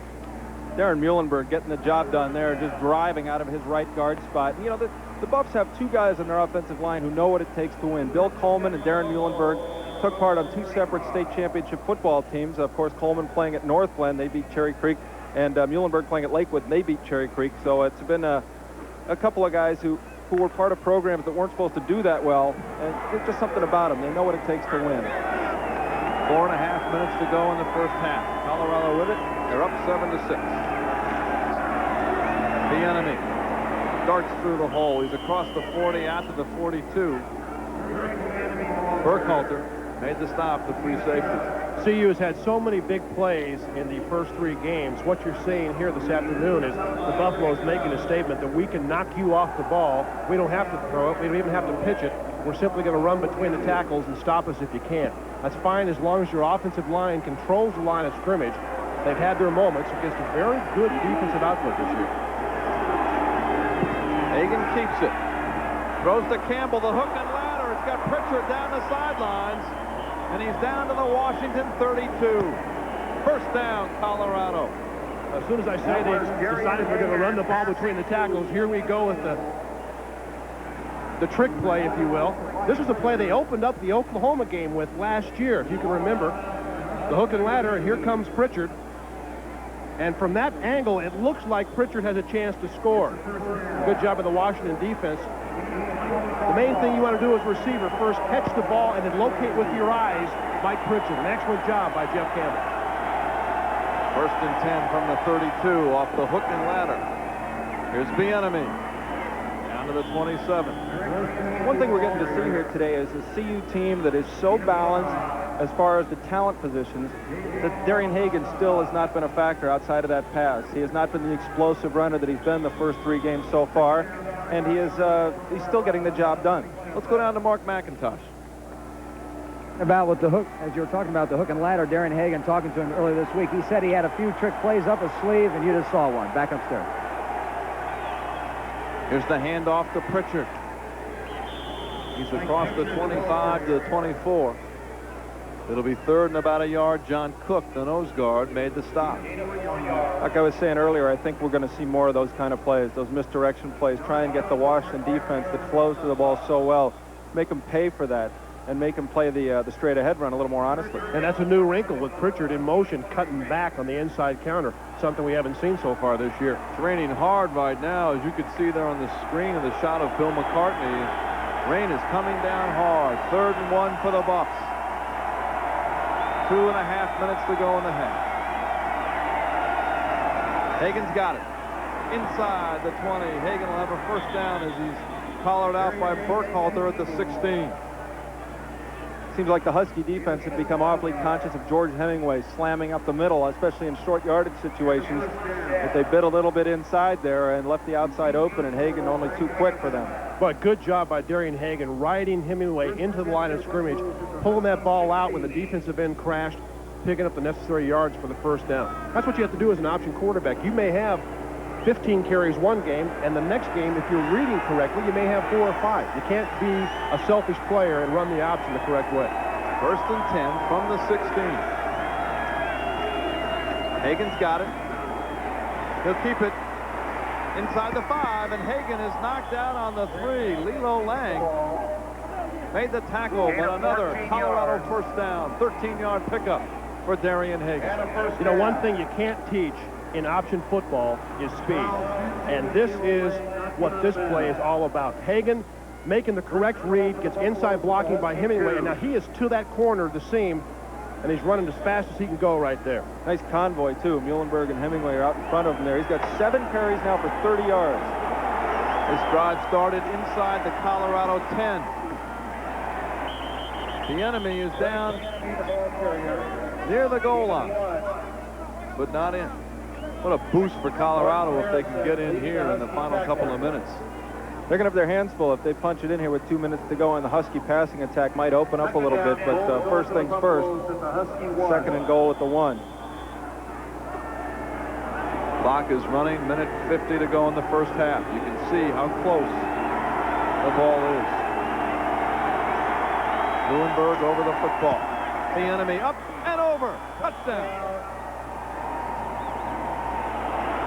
It's kind of hard to draw that one on the chalkboard because it's 3-dimensional. not for us. You just get him on a trampoline. Look at the hang time here. The safety should have called for a fair catch trying to pick him up.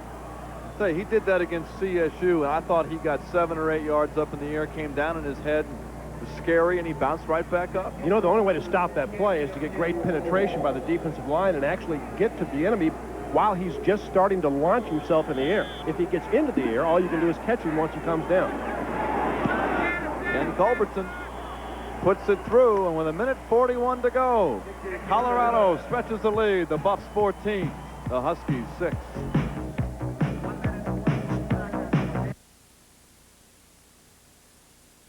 Hi, I'm Jake Jabb. Factories like Mersman, Bassett, and Simmons are giving us up to 70% off of wholesale prices. So we're having a big in-store, one-half-price warehouse sale at all stores. For example, these swivel rockers and 100% nylon covers are now only $79, your choice. Or these oak bookcases are only $69, $79, $89, $99 with adjustable shelves. Or these Bassett 18th century tables are made to sell for $169 are now only $59, your choice. Our in-store warehouse sale is on at all stores. At American. Before your tires show uneven wear, let Midas check your alignment. You see, we're serious about safety. Nobody beats Midas. Nobody. Which antifreeze do most major U.S. automakers choose to protect the cooling systems for many of their new cars? Texaco antifreeze coolant.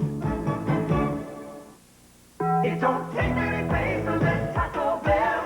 Come on, amigo, let's go. Tacos, tostadas, burritos, and more. Always 59 cents each.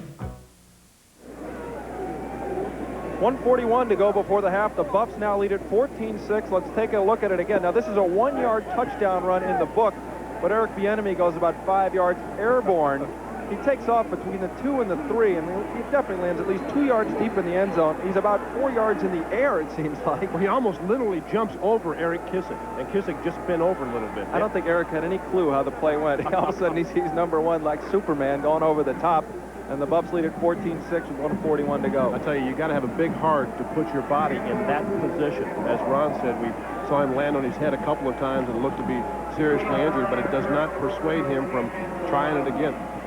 Fellas, this may be a very key minute 41. CU has the momentum. They have their biggest lead, and now they've got to make sure, from their point of view, that they shut down the Huskies in this final minute 40.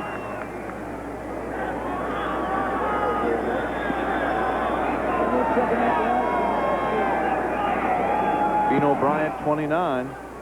Erica Losey, number 9, are deep. This is Bryant on the 7.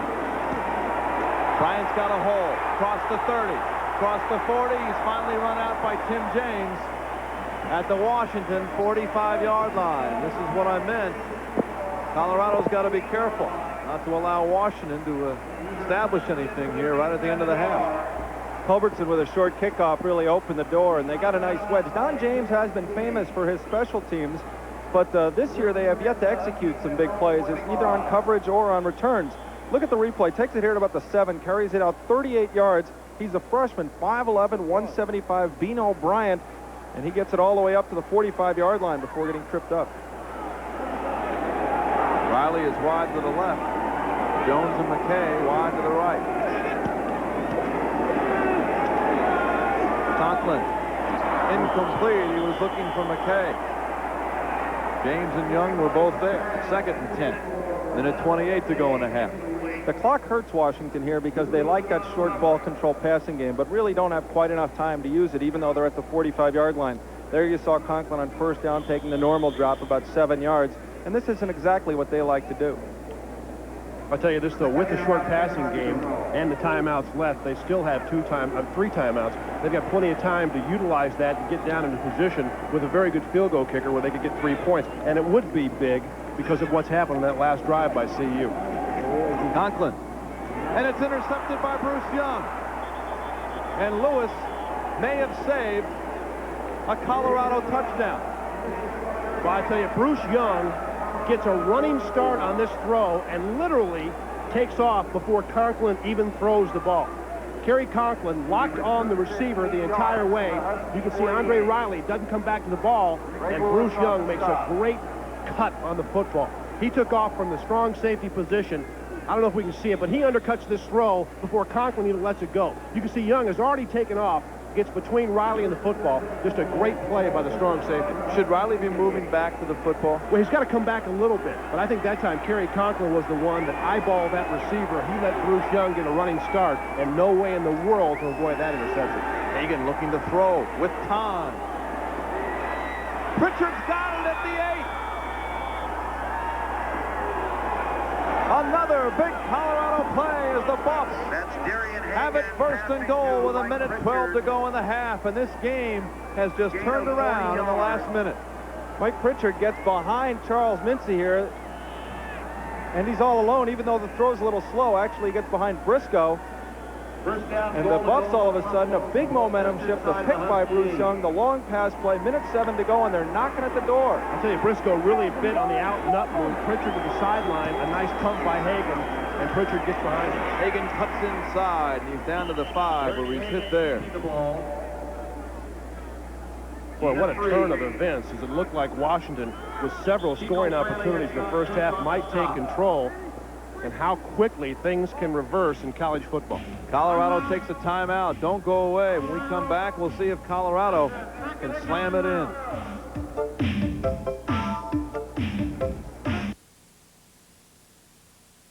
Sports. From the amazing to the amusing. No idea who it is. Only this. He's covered it all. His years of experience have earned him a reputation as a sportscaster who breaks the big stories. A sportscaster with the know-how to open doors and get the inside story. If you follow sports, watch Colorado's leading sportscaster, Ron Zapolo, where sports comes first. News 4. Used to be, the questions asked in this room were about spelling and geography. Today, the questions are a lot tougher. Jimmy, where did you get those bruises? Johnny, are you high on something?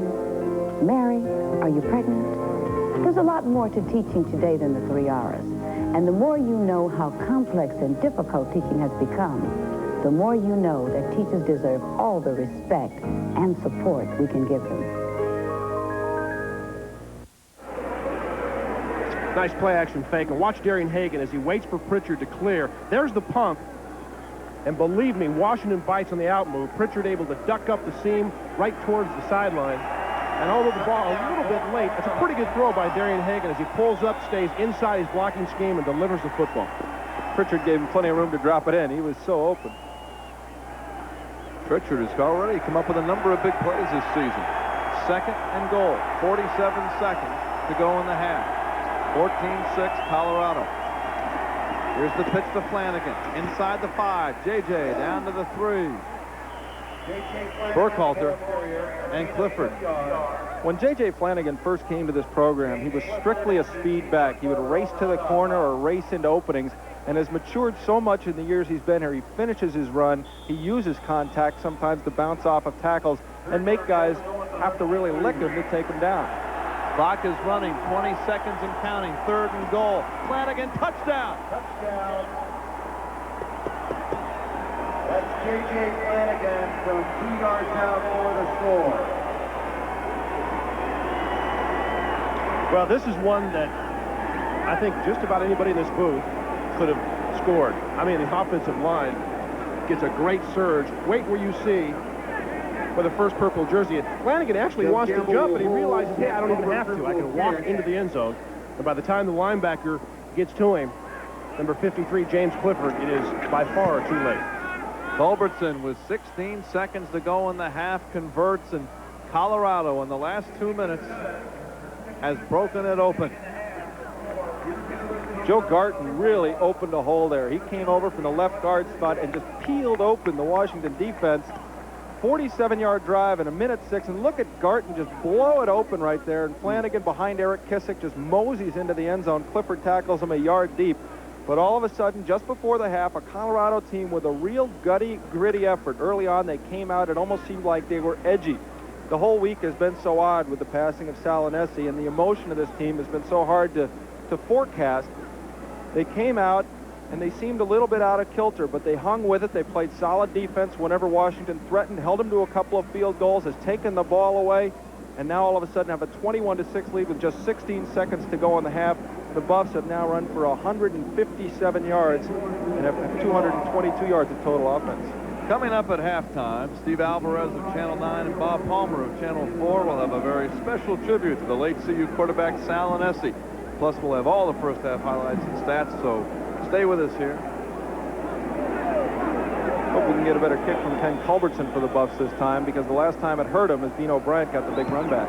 It's a squib kick. Washington's got it at the 33.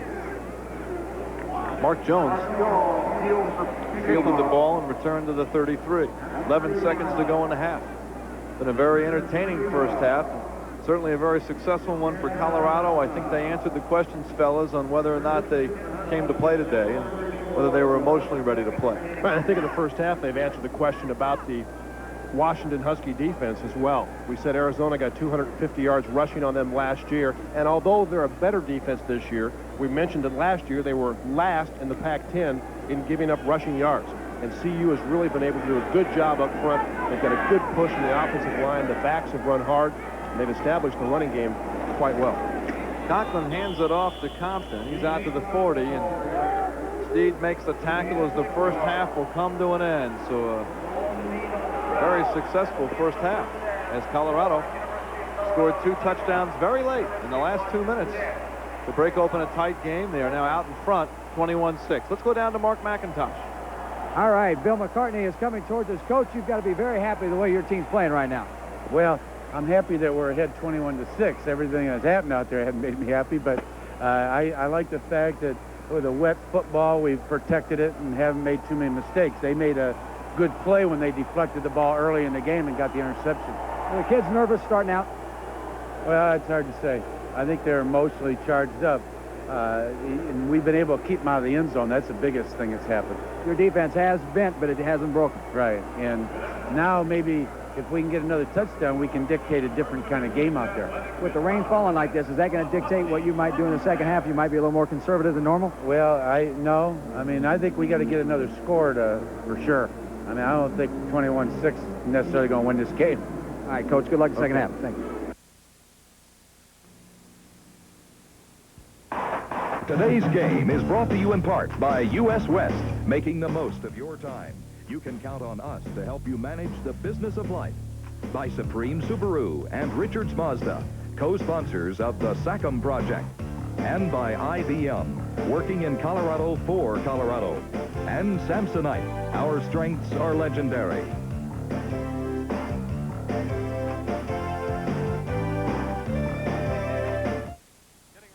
Second half of play here in Seattle at Husky Stadium. The Buffaloes with a 21-6 lead, but the Huskies will get the football first. It'll be CU kicking off. Darian Hagan, 2 for 3. Only threw the ball 3 times in the first half. Got a couple of big plays, complete for 65 yards. Set up a couple of touchdowns right before the half with those 2 completions, and CU on top by 15. And as Bill McCartney alluded to right after the conclusion of the second quarter, very, very important for that defense to stop 2 Husky drives. Washington was able to move the football, but they were not able to punch it into the end zone. And instead of having 14 points, they've got 2 field goals. Obviously, big, big difference. Culbertson to kick off. Eric Alozzi and Bean O'Brien are deep as we are underway in the second half. This is Alozzi from the 2. And a flag is down as Alozzi is down to 25. A flag is down back at the 12. This is just what Don James did not want to do. They're going to start from inside their own 10-yard line. And for a team that is yet to get into the end zone, having to go 90-plus yards against the defense that has prevented you from scoring at least a touchdown, it's going to be tough. So I think important now for Kerry Conklin to come out and maybe gain some confidence back. When you make a key throw and it's a bad one, and it leads to yet another touchdown, sometimes it's kind of tough to overcome, especially when you have to go in and sit for 20 minutes in the locker room and hear about it. On the receivers, half the distance to goal. First down. See if we can pick up the clip here on the replay from the end zone. Number 40 driving, right, getting driven back right there. So the penalty on Corey Brown. Got DeGoler. And DeGoler getting clipped, and now Washington starts from their own 8. Conklin at quarterback. Washington trails 21-6. The handoff is to Compton. And he is down at the line of scrimmage. Joel Steed, the nose guard, the sophomore from Aurora Hinckley, made the stop, no gain, 2nd and 10. You can see that Washington really has had very, very good field position. That first one really hurt him when they got the turnover and gave it right back. That's a real momentum killer for the Huskies. And I'll tell you, that last one hurt him, too. Yeah, both interceptions were big plays. Tim James stopped them, and Bruce Young set up the final score of the half. Riley and McKay are wide to the right. 2nd and 10. Here's the handoff to Lewis. Across the 10 to the 12, Alfred Williams made the stop. A pickup of 3. It'll be 3rd and 7.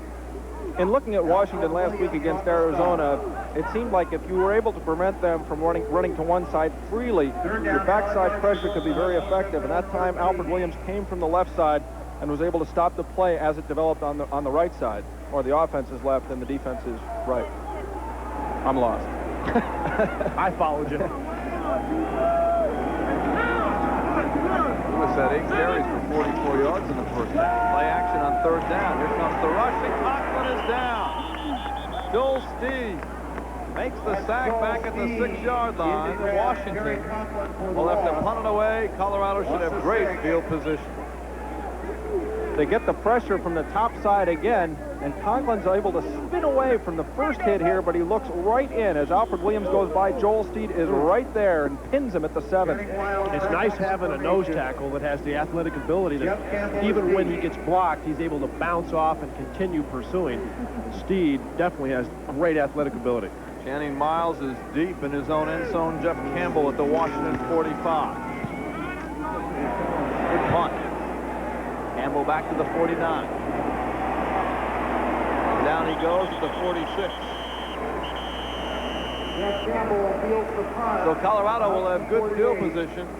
12:48 to go in the third quarter. CU out in front, 21-6. A 41-yard punt, a 2-yard return. Bill Ames on the tackle. Here's why Biggs asked you not to shop. Till now. Biggs. With the most amazing produce, meat, and fish departments. Fashion, sporting goods, electronics, and more. And all at Big's true minimum prices. Prices as small as Big's is big. We wouldn't ask you to sacrifice for nothing. So now that Big's is here, what are you waiting for? You must be starving. Big's. A new way to shop for food and everything else. The Denver Nuggets are hot. Lever out with the ball. Nuggets on the break, 3-on-2. Feed to Alex. Layup. With a three-pointer from about 40 feet. It's good. Nuggets fans, season tickets are available now. Get the same great seat every game. Also, ask about our special 21-game package. For more information, call 893-6700. Don't miss the Denver Nuggets. The CU Buffaloes are going to start out the second half with good field position in Washington territory at the 45-yard line. 3 of their 6 drives so far have started in positive field position in plus territory on the Husky half of the 50. And here, if you're the Washington defense, I think you have to be more aggressive. You've got to gamble a little bit and make it a big play. Hagan keeps it. He's inside the 40. Hagan down the sidelines, inside the 30. Out at the 28 of Washington as Mincy drove him out. A 17-yard pickup and a first down for Darian Hagan. The Buffs are on the verge of putting this game away as they have come out defensively, did what they had to do, and offensively come out with a big play in plus territory. Hagan gets a nice seam here. Bill Coleman with an absolute takedown, and Hagan scoots all the way down to the 32-yard line. Good job by Jeff Campbell, too, as the wide receiver, getting some downfield blocking. Hagan 9 carries for 40 yards. Here's Bieniemy. Not much room for Eric. He's down to 28. John Cook, along with James Clifford on the stop. Remember what Bill McCartney told Mark McIntosh at the end of the half, if we can score one more early, we can really change and dictate what happens the rest of the game. And certainly the Huskies are aware of that. They've had an offense that has moved the ball and yet unable to get it into the end zone. Any kind of score on this drive is big because even if you get a field goal, you force Washington to score at least 3 times. Kissick has it inside the 25 to the 24. John Cook again, along with Travis Richardson on the stop.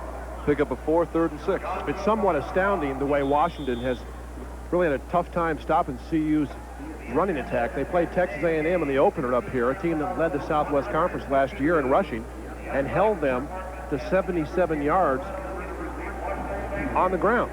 This might be as good a measure as we're going to get of CU's offensive attack until they get into the heart of the Big 8 schedule. 3rd and 7, and a flag is down as Kissick is down, well short of the first down. Kind of a decision here for Don James on whether to take the penalty. Apparently a hold in the traffic there. Right now at the 22, it's a 39-yard field goal. If they decline the penalty, if they take it, they give CU another crack, but they take them pretty well out of field goal range or out of chip shot range anyway. I'll tell you this, I'm moving back if I'm Don James. You just see the signal there. Don't give him a chip shot again. That would force you to score 3 times. You hope that you can play good defense here on 3rd and long and maybe keep him away from a chip shot. On the offense, 10-yard penalty from the previous spot, still 3rd down. Dave Logan thinking like a coach. Who knows, someday he may be a head coach somewhere. I would seriously doubt that. I'm a great second guesser. It's 3rd and 16. Ball is on the 33. Here's where you want to just pick up positive yards, maybe half of it, give yourself a chance where you can kick a field goal. Hagan inside the 30 gets a block from Kissick, and he's nailed at the 26. You may be sitting at home saying, why would you run a quarterback draw 3rd and 16, but to exactly do what we talked about, pick up at least part of the yardage and give your field goal kicker a reasonable shot of adding to a 15-point lead. Hagan bounces back. He sees an opening. Off he goes. Does a good job of securing the football. And I think a very wise play selection by Bill McCartney. This will be a 43-yard attempt by Culbertson. Campbell to hold. Got the distance. And it is good. From 43 yards out, Ken Culbertson stretches the lead. 10.5 minutes to go in the third quarter. Colorado out in front, 24-6.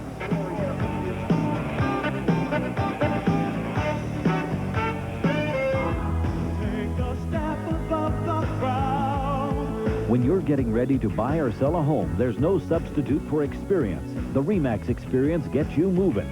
RE/MAX sales associates average twice the experience of other full-time real estate agents. That's one reason RE/MAX associates average 3 times as many sales. When you're looking for experience, look up to RE/MAX.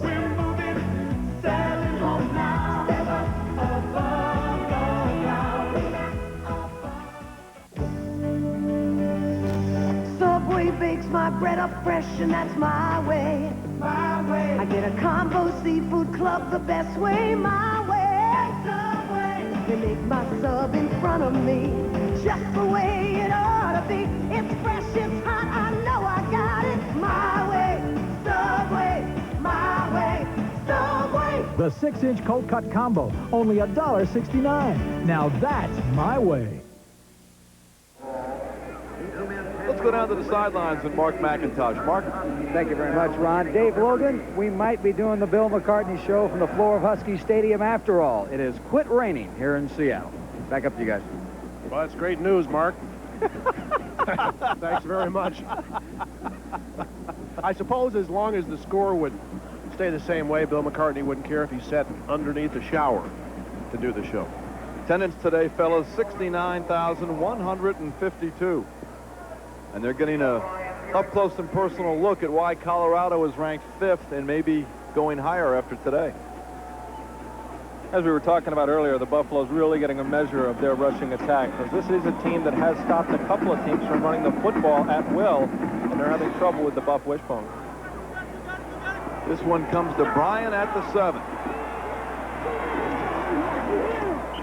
Out to the 28. And now Washington offensively has really got to concentrate on getting the football into the end zone. They're 18 points down. Still plenty of time. If you're Don James and staff, you don't have to panic yet. You're certainly concerned with your inability to stop the CU offense. But as the Washington offense comes on the field, they have got to answer the challenge here, move the football and put points on the board. And it can't be field goals.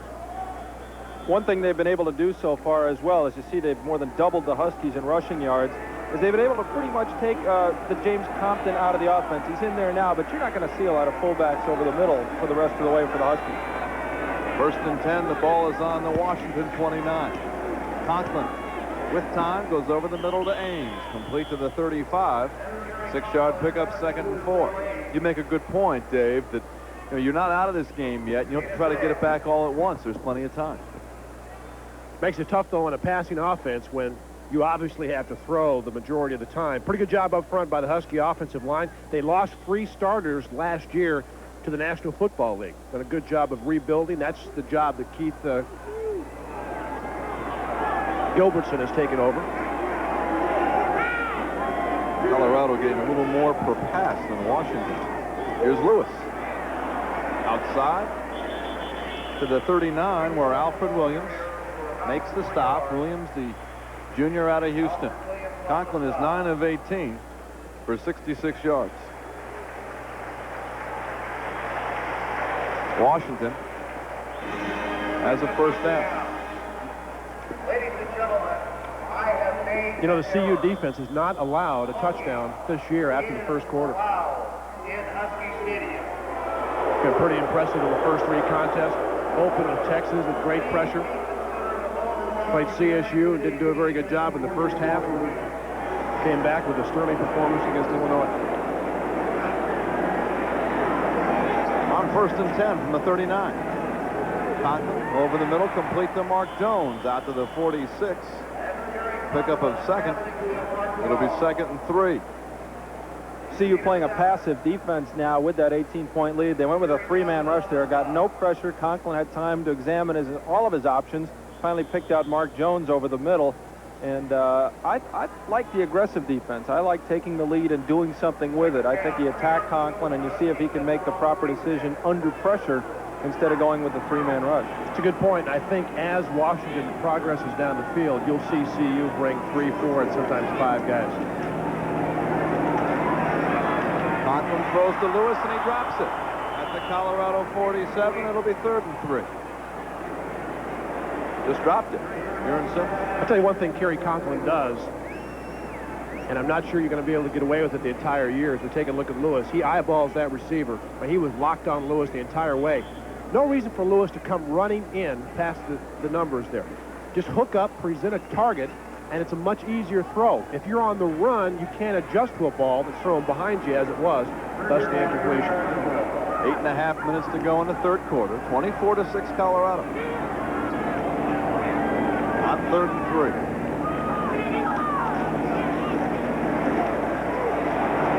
Conklin throws, and it's a 1st down to Riley.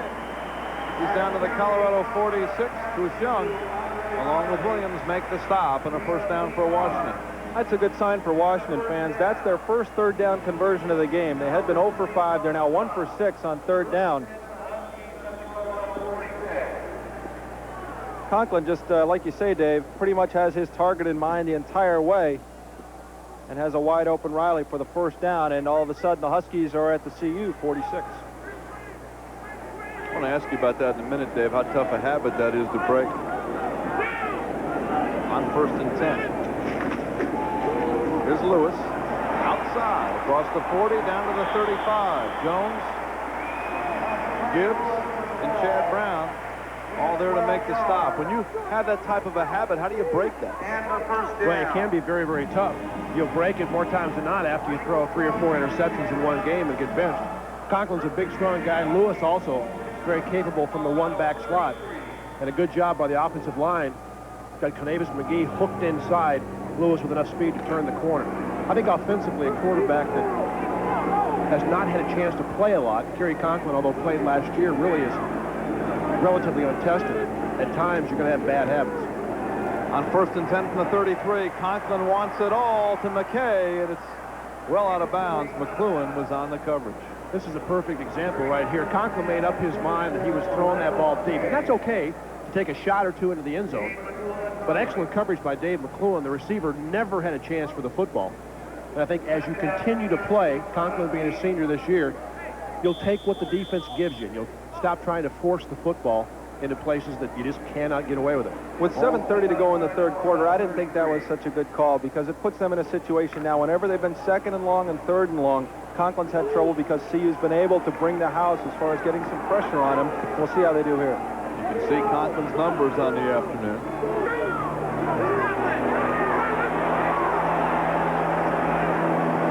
Conklin dumps it off. He was looking for Lewis. He tried to get it over the head of Alfred Williams and got it over his head, but it was unsuccessful completing the pass.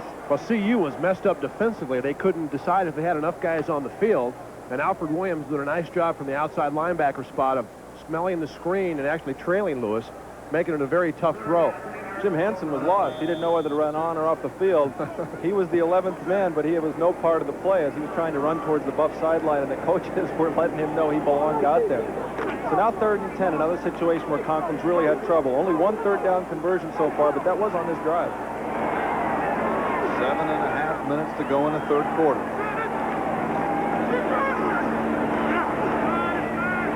And it's incomplete. He was looking for Mark Jones. And we'll see what Washington does on 4th and 10. Again, pressure up the middle forced him to throw the ball a little sooner than he wanted. And not exactly with the motion he wanted because he was getting it right up the gut into the face and had to get rid of the football. And as we've been talking about, he's had trouble when the pressure's been there. When he's had time, he's been very effective, very efficient. Washington will go for it on 4th and 10. No, they won't. They're going to go for a field goal attempt. And what this does, if they are successful, it gets them back to within 2 scores with a couple of conversions on 2-point tries. This will be a 50-yard attempt. McCallum is 2 for 3 today. Last week, he had a 47-yarder, longest in his career. He looked like he had the leg to hit it from 50, though. From the left hash mark, it's partially blocked.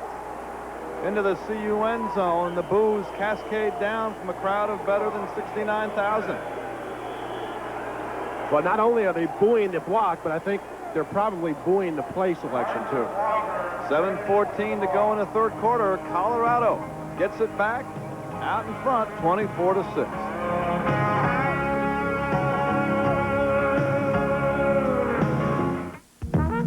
In most ways, it's unlike any Subaru ever built.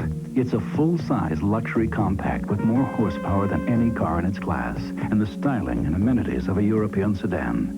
Yet you get a feeling from this all-new Subaru that it has somehow been here before. That it has inherited a tradition of excellence in front and four-wheel drive technology. Which makes this more than our finest car. It makes this our legacy.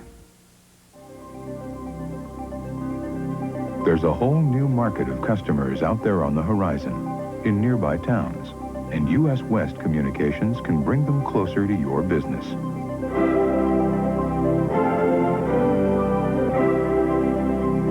Call us, and we'll tell you how our regional calling services let out-of-town customers feel like you're right next door. U.S. West, making the most of your time. Let's take a look at the field goal attempt again. As McCallum comes in, watch the left side surge in on the CU attack line. Salavea and Walker going to try and see who gets the block. It looks like Salavea's left hand blocked that 50-yard field goal attempt, and now the Buffs take over at their 33-yard line. You know, when the attempt is from that distance, more times than not, the kick is a little bit low as the kicker tries to generate enough power to get it there, and that certainly was the case. Hagan turns it upfield across the 35 out to the 39. A 5-yard pickup by Darian. Clifford and Burkhalter, who've made most of the tackles this afternoon, combined to bring Darian down.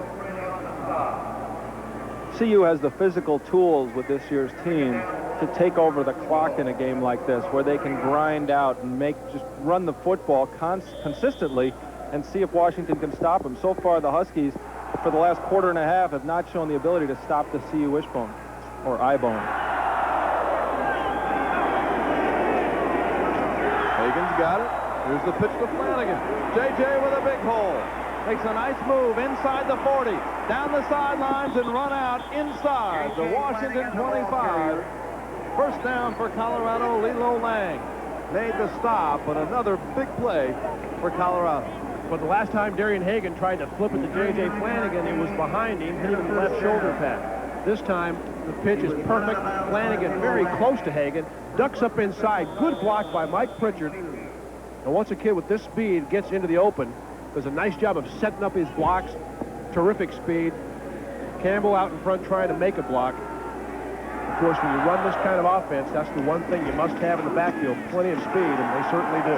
The enemy breaks a tackle inside the 15, down to the 10. Flanagan with 38 yards. And Bieniemy gets the first down. Burkhalter makes the tackle. Ron, we were talking at the half how Eric Bieniemy may lose some of his statistics and some of his Heisman candidacy power because of the balance of the CU attack. He's still an excellent running back, still one of the best in the country, but now Hagan's carrying the football, Flanagan's carrying the football. He's not going to rack up the big numbers that he needs to win a Heisman. And what a great block by fullback George Hemingway. Speaking of Hemingway, he breaks a tackle, runs hard down to the 3-yard line. And fellas, I think what you're seeing now is a Washington defense that is simply getting blown off the line of scrimmage. You mentioned the various weapons this CU offense has, and it's demoralizing as a defensive unit to come up with a big play on first down, second down, somebody breaks one off tackle. Here comes a fullback up the middle for positive yards. The quarterback keeps for 15 yards.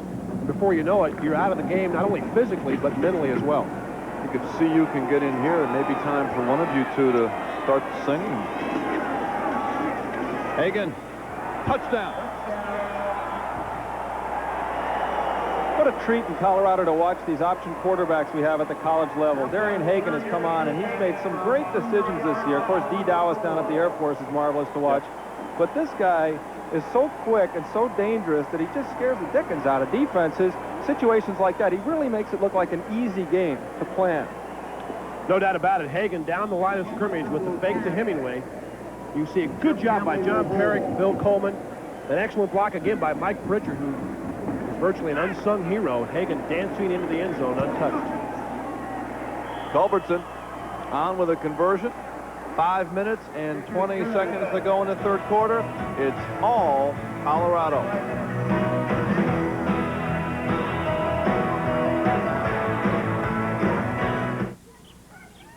Sure, it might be nice outside now. But remember what it was like trying to get to work last winter? Some people didn't learn a thing. But lots of commuters got smart about winter driving. They shared the drive. Before winter blows into town, get yourself into a carpool and get smart about bad weather commuting. Call Rider Rangers 458-POOL. As a single parent, I've experienced the hardship of raising my child alone. I remember the worry and frustration, praying that somehow I could make life better for my family. With Warren Village, my hopes are becoming reality. Warren Village provides me with a safe housing, access to child care and support services, while I work hard to achieve my goals.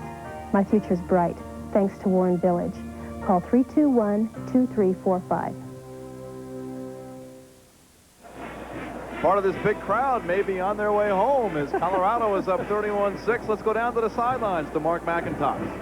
Thank you, Ron. The Colorado coaches are cheering on their team, encouraging them to keep up the intensity, because the more impressive this victory, and it's very impressive right now, 31-6, but the more impressive it gets, the higher they can rise in those national rankings. Back upstairs. That's something to talk about. This team is not only going into its Big 8 season with a chance to win the Big 8 and go to the Orange Bowl. With the win today, if they go to the Orange Bowl, the odds are they will go to the Orange Bowl with a shot at the national championship. If they beat out Nebraska and Oklahoma, go to Miami, this is a team with unlimited dreams right now. That's a great point. A couple of big ifs, but this game for sure puts Colorado really, I think, on the map nationally. I mean, the other wins were impressive, but they were home wins. And to come in here with the kind of things that have happened in the last week, and not just win, but to win in the fashion that Colorado is winning right now, that will catch national attention. Zalozzi brings it out, and he's hit.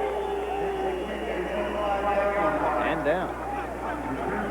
I tell you, they've got to find volunteers on some teams that return kickoffs. That was Mike Motley on the tackle. That's a pretty good reason as to why. You get guys running down 100 miles an hour. Don't care who they hit, as long as it's in a purple jersey. And now, again, we said the last drive, Kerry Conklin having to get something going. You just want to get some first downs. You just want to generate some offense and try to get it out of your own end if you're Washington.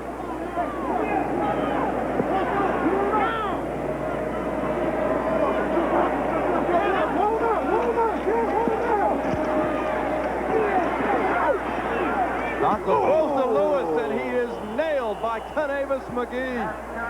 The hit of the game by Canavis McGee, and a flag is down. We may have a personal foul roughing the passer back at the 13, which would nullify a tremendous hit by McGee. And McGee had looked an awful lot like Carl Mecklenburg on Marcus Allen a couple of years back, but penalty is going to nullify it. Real late hit here, not a good play because they had Conklin in trouble. It's like it's on Arthur Walker. Let's take a look at it. Conklin, of course, having to throw the football. And you'll see Arthur Walker, number 83, come from the left side of your screen. And he gets Conklin pretty good. Actually, just a shove, an unnecessary shove, because the ball had obviously been thrown. Not a good play, not a heads-up play at all. Roughing the passer. It's a tack on, automatic first down. You know, Lewis doing a great job of hanging on to the football. Oh, and that's what's going to happen when you get involved in a situation like this, 25 points down. You've got linebackers sitting back in zones waiting for running backs to cross through their area. And he certainly did. 5 minutes to go in this third quarter. 31-6 Colorado. They broke it open in the final 2 minutes of the first half, and it's been all CU since then.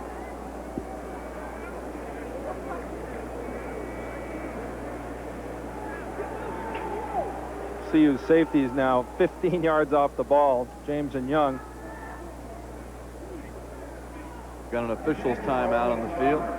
Going to check the replay on that one, I think, huh, Ron?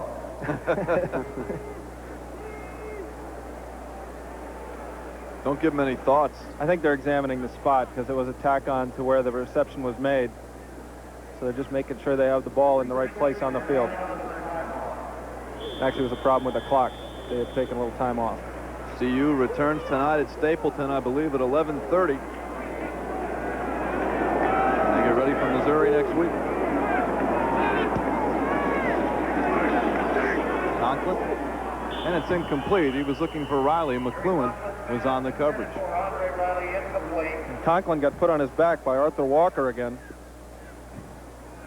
This is why you don't like to be behind as a running back or a receiver and have to run into a zone defense, because you'll pay the price. And Lewis running away from the quarterback. Oh, that's dangerous. And hello from Canavis McGee. That's a terrific catch. Of course, Canavis McGee only 6'5" and 240. Only. Yeah. Just a boy. 2nd and 10. Here comes the rush. Conklin is down. Alfred Williams, McKee's buddy, on the other end, makes the sack, and Canavis and Alfred celebrating together as it's fun to play defense when you're up 31-6. Well, it's fun to play defense. It's not so fun to be an offensive lineman because obviously you can't run the ball anymore. Washington came out and ran the ball effectively in the first half, but now they've been forced to throw.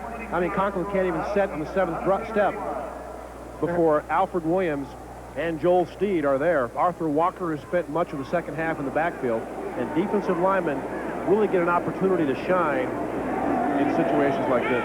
3rd and long. Conklin's incomplete. Looking for Mark Jones as the Huskies will have to punt with 4 minutes to go in the third quarter, and Colorado now comfortably out in front. Right, if this were Monday Night Football some 15 years ago, I believe Don Meredith might start to hum a few bars. Once I saw the touchdown down here, I was waiting for one of you to... Ooh. Channing Wiles, second punt of the afternoon. Jeff Campbell is deep.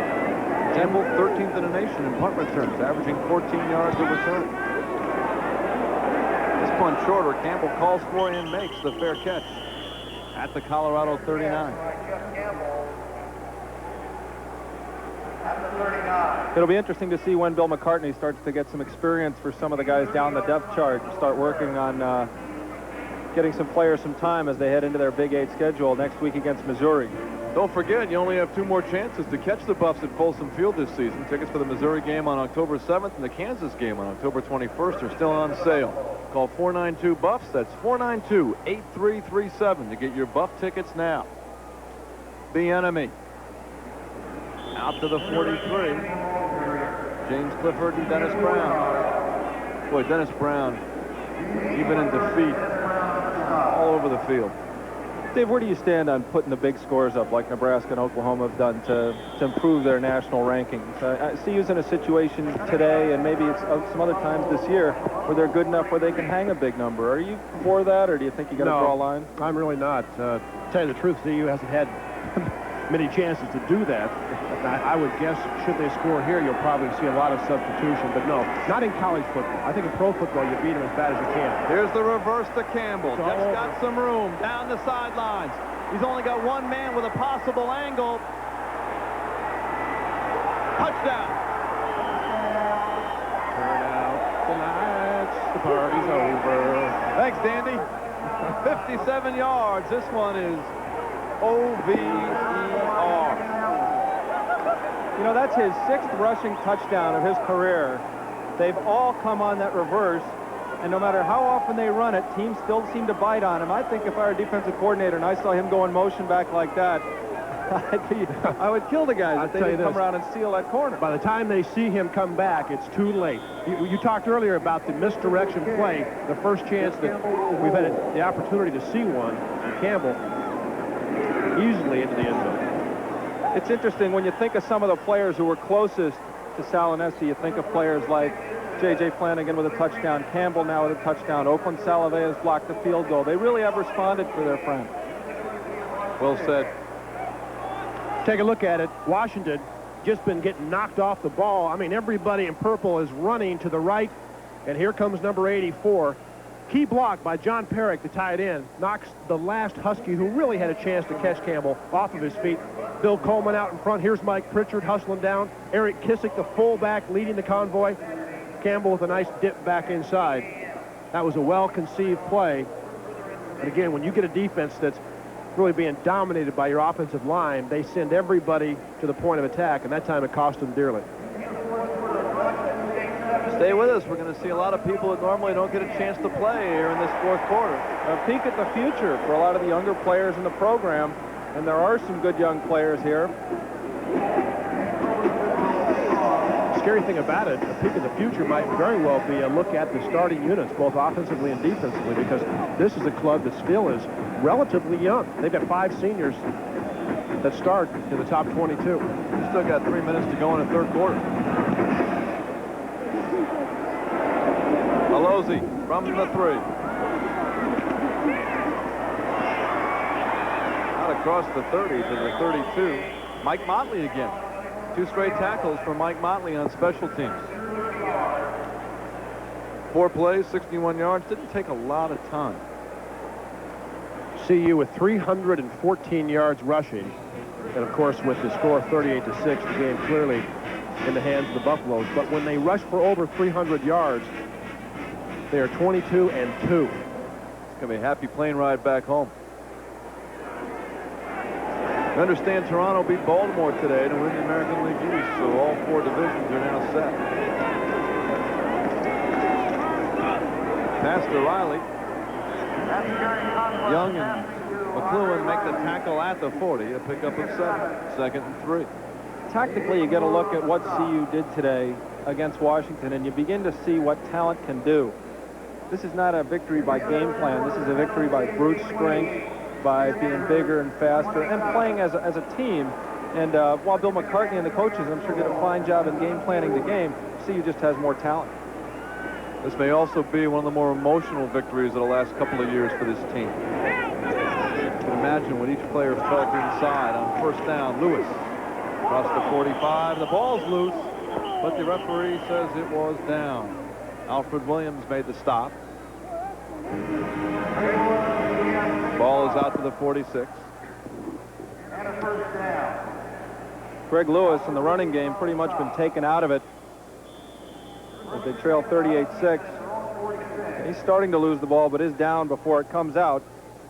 He started to lose the grip on it, and the Huskies keep the ball at their own 46. I tell you, fellas, the crowd has thinned down appreciably. Taking a look at some of the people leaving for the...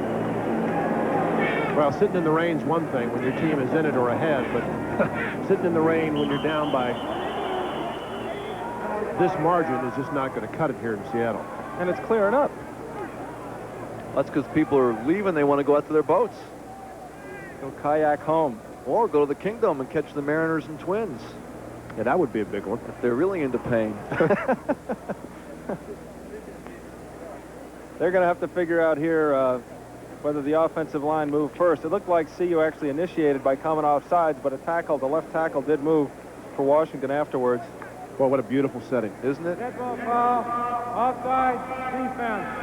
Say the left tackle. Actually, the tight end, Bill Ames, picked up. Yeah, number 70 rocked back. Adam Cooney. No. Sapeli Malamala. Well done, Dave. I'm well versed on those names. You were up late last night studying those names. Indeed. Come through.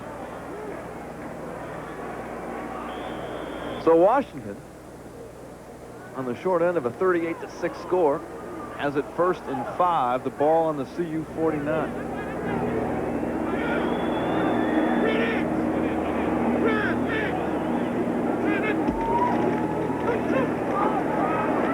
Pass is complete to Riley. Makes a move, but McLuhan wraps him up around the neck at the Colorado 42. That should be enough for a first down.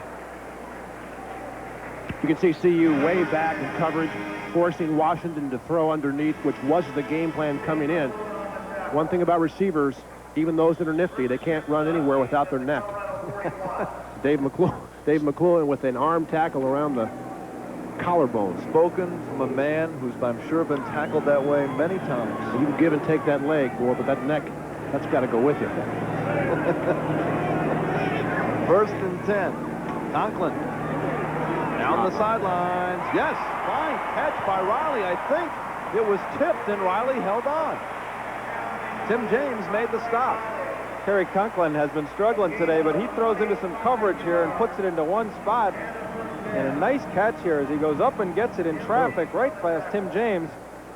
And all of a sudden, the Huskies are down at the 16. Pretty good job there by Conklin, throwing the ball where David Gibbs couldn't fall off back into the flag route and deflect it before the safety could get over to help. They're going to get to move the ball in the air now. CU's playing a prevent most of the way now. The safeties and corners well off the line. On first and 10, this is Lewis. Not much. Down he goes at the 15. Bruce Young with help from Salavea. I think Salavea, under the situation, had a heck of an afternoon. Different people react in different ways.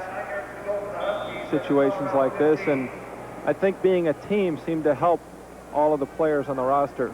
They had each other to help and support each other, and it seems like it's paid off in them getting the job done and dealing with the matter at hand today. This will be the last play of the third quarter.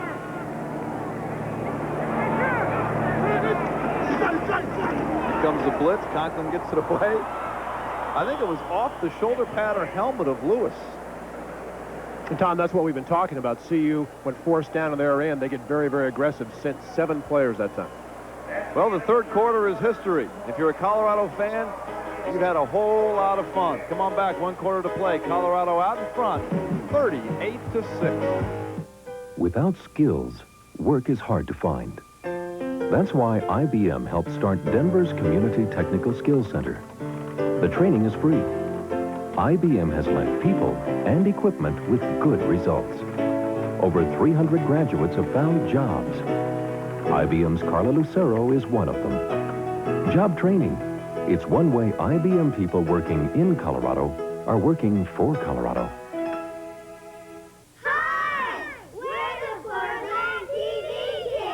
It's always nice to see old friends come back to see us at work now. And after 27 years, we sure have a lot of friends.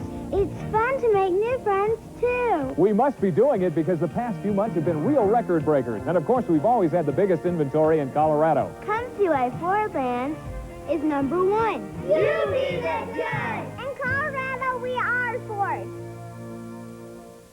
News 4, the Emmy winner for Best Live Sports Coverage. Ron Zappolo, Dave Logan, and Tom Green back at Husky Stadium in Seattle. 1 quarter of football left. Colorado has dominated today, and they lead 38-6. Washington, though, threatening to score. They have it 3rd and 9 on the Colorado 15. Colorado broke open a 7-6 game late in the first half.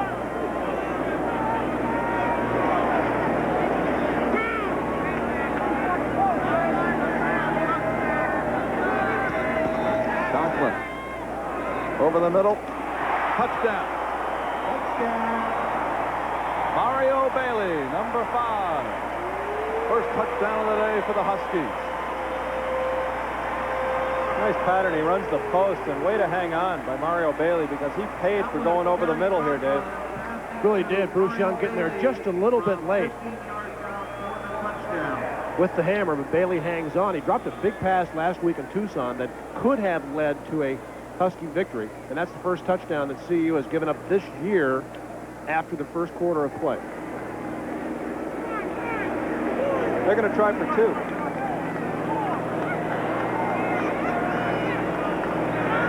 Got nothing to lose. They're down 38-12.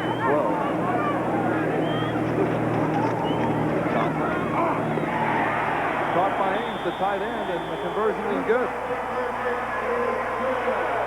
I like Bill Ames. He's shown a lot today. Catches the ball in traffic, does a nice job blocking. That was a good catch there. So on the first play of the fourth quarter, Washington scores a touchdown for the first time. 14:55 left in the game. Pretty good pressure again. Ames just hooking up in a dead spot, and the two-point conversion is good. They'll return to Seattle after this. In most ways, it's unlike any Subaru ever built. It's a full-size luxury compact with more horsepower than any car in its class and the styling and amenities of a European sedan. Yet you get a feeling from this all-new Subaru that it has somehow been here before. That it has inherited a tradition of excellence in front and four-wheel drive technology. Which makes this more than our finest car. It makes this our legacy.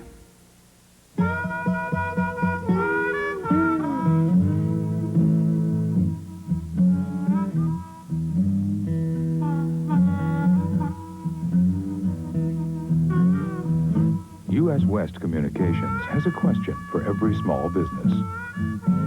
When you have a customer on the line, who's to say you aren't missing a bigger one? Call us about adding another business phone line. U.S. West, making the most of your time. Chad Brown, number 34, right in the middle of your screen, just looking at Conklin, trying to pick up with the eyesight where he's going. He sees Ames actually in great shape. Ames pushes off a little bit, just like he's getting a rebound. And at 6'5" and about 240 pounds, just gets that good position. Comes up with a nice catch. 9 plays, 80 yards. Took him almost 5.5 minutes.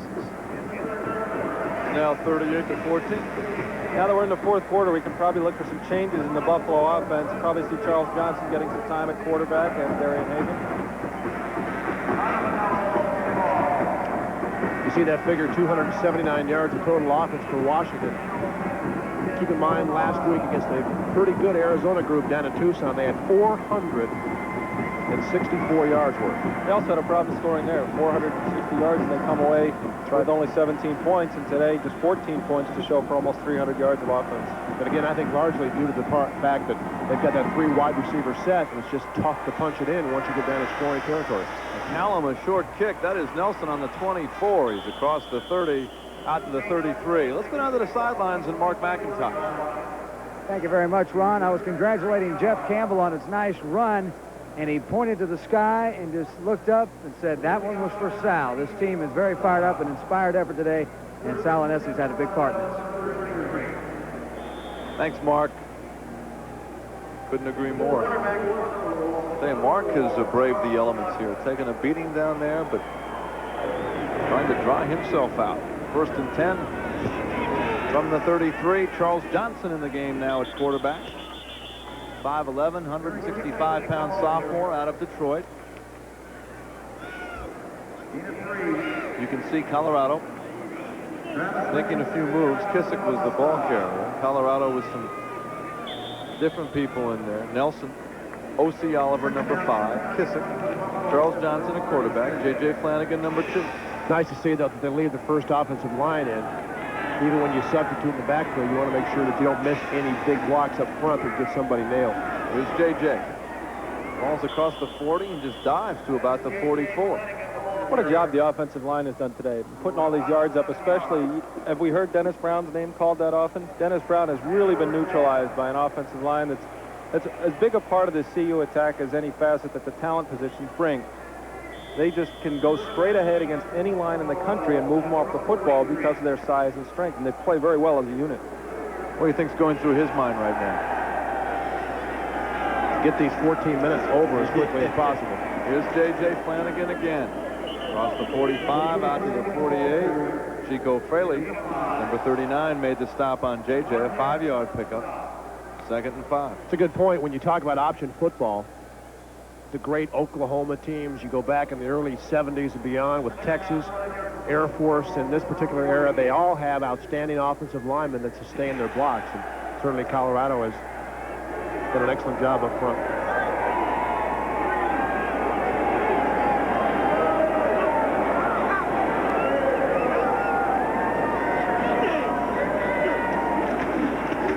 Flanagan again. J.J. now a workhorse as he's into Washington territory at the 47. He'll be about a yard short. I'll tell you what, excuse me, Ron, when Dennis Brown and Mark Vanderpool line up over each other, there's about 13 feet and 600 pounds worth. That's a curvature of the earth problem right there. Two big guys. Don't get in the middle. Actually, a lot of times they have just let Dennis Brown rush upfield. Just let him into the backfield and figure they'll dispatch with him there. You saw a shot there of Darian Hagan. He's done for the afternoon.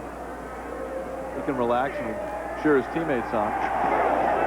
Johnson keeps it. Sets it up. Got a first down and more. Down the sidelines, inside the 20, 25 make it, where Leo Lang knocked him out. Another Colorado first down. A little late hit, I thought, there from Lang. Especially this late in the game, you think the refs would be telling him not to do that. Game's a 38-14. Let's see how far out of bounds he goes here on the 23-yard carry. Charles Johnson with a nice speed to get to the corner. Leo Lang catches him. Couldn't really see where the sideline was there, but drills him out of bounds.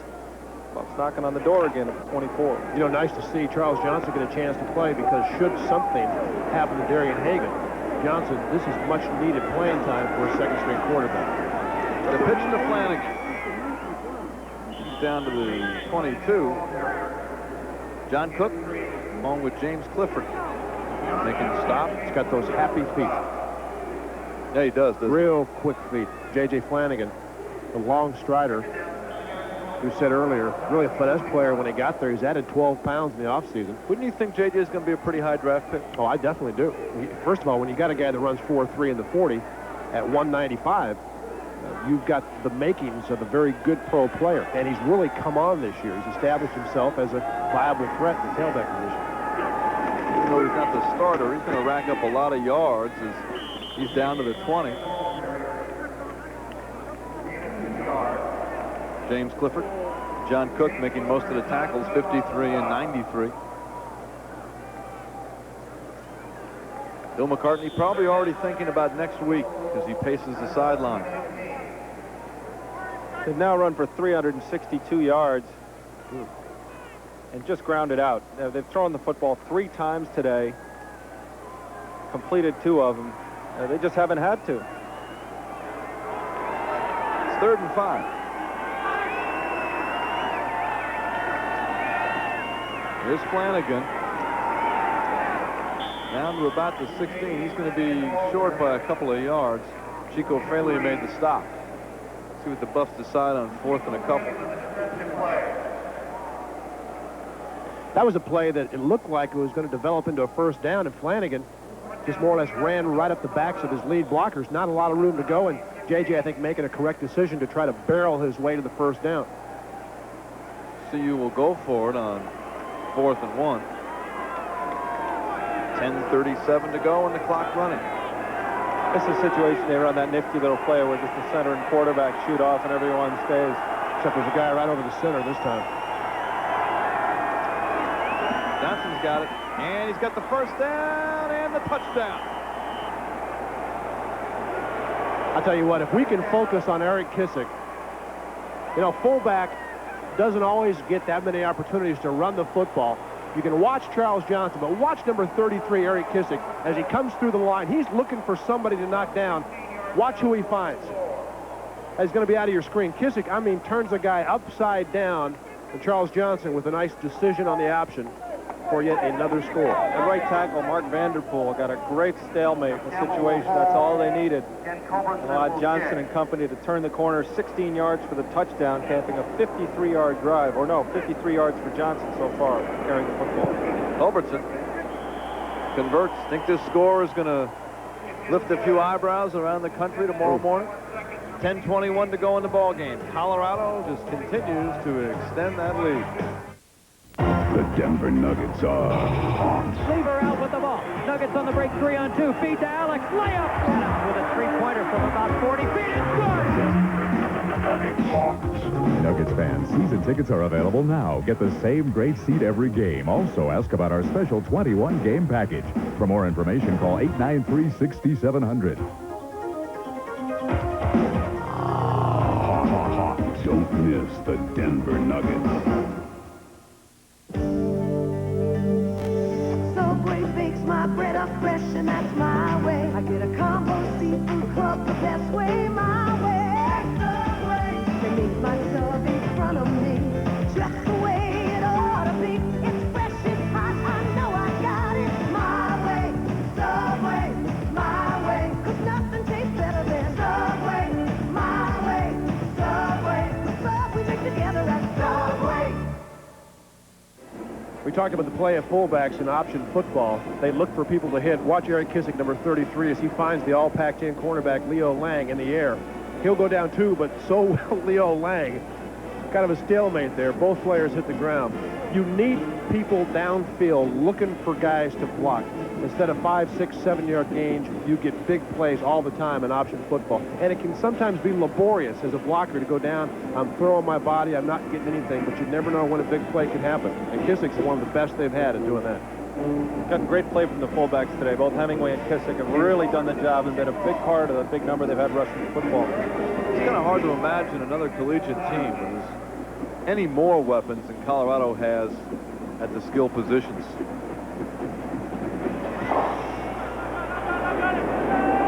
This one to Alozzi at the 8. Right up the middle, across the 30, out to the 38, where James and McLuhan make the stop. So a good return by Alozzi. 8 plays, 67 yards. Charles Johnson takes it over on 4th down. As a head coach, you always look for something you can work on in the upcoming week, and even when your team has played very, very well on the road. Bill McCartney, I'm sure, will be talking to the special teams and especially the kickoff coverage. We're going to get a good look at a freshman here who's a big play player, they think, on the defensive line. Marcellus Elder, number 97, in for the Buffs on the defensive line. See what this young freshman has. He's very, very big. Buffs have a lot of second-team defensive people. We'll get them to you in just a minute. As Conklin on 1st down got rid of it. Davis McGee was putting the pressure on Conklin, and Conklin threw it away. Well, Conklin's a good quarterback, but he's just like other good ones. If you start to pressure him and you continually harass him and you knock him down a few times and you tip his passes and you knock his receivers down, he gets frustrated and he starts to want to throw the ball before receivers are ready and before he sets his feet. Greg Thomas, 27, Julian Hayward, 26, both in there now for Colorado. Buffs almost 9 yards of play on offense. That's amazing. Conklin. It's incomplete as Arthur Walker with a wonderful spin move came pouring in on Conklin right as he released it. He just unloaded it to a place he thought no one would be, because Walker certainly packed one on Conklin there. 10 minutes to go in the ball game. Tough duty for quarterbacks who have to catch defensive linemen after they throw the ball. Eric Kissick, another player that was very, very close to Salinesic. Had a good game. As have most of the Buffs who played today. Conklin completes it to Lewis. Lewis did a good job after the catch and got it to the 40, where Hayward and David Brown, number 32, made the stop with a 1st down for the Huskies. Looked like a blown coverage as Conklin again gets hit after he releases the football. You can see Arthur Walker in. 2 CU defenders on the outside, and Lewis, a very good receiver, out of the backfield and able to run the drag inside and opens up for a big play.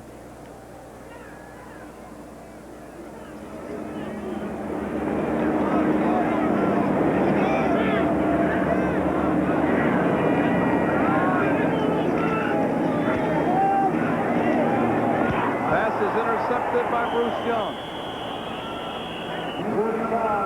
Hope Bruce is okay, fellas. He's coming off like he might be shaken up a little bit. Well, he caught the tip of the football in the lower abdomen, I think. Second interception of the day. That doesn't feel good. We're not laughing at you, Bruce. We're snickering with you. Ball overthrown.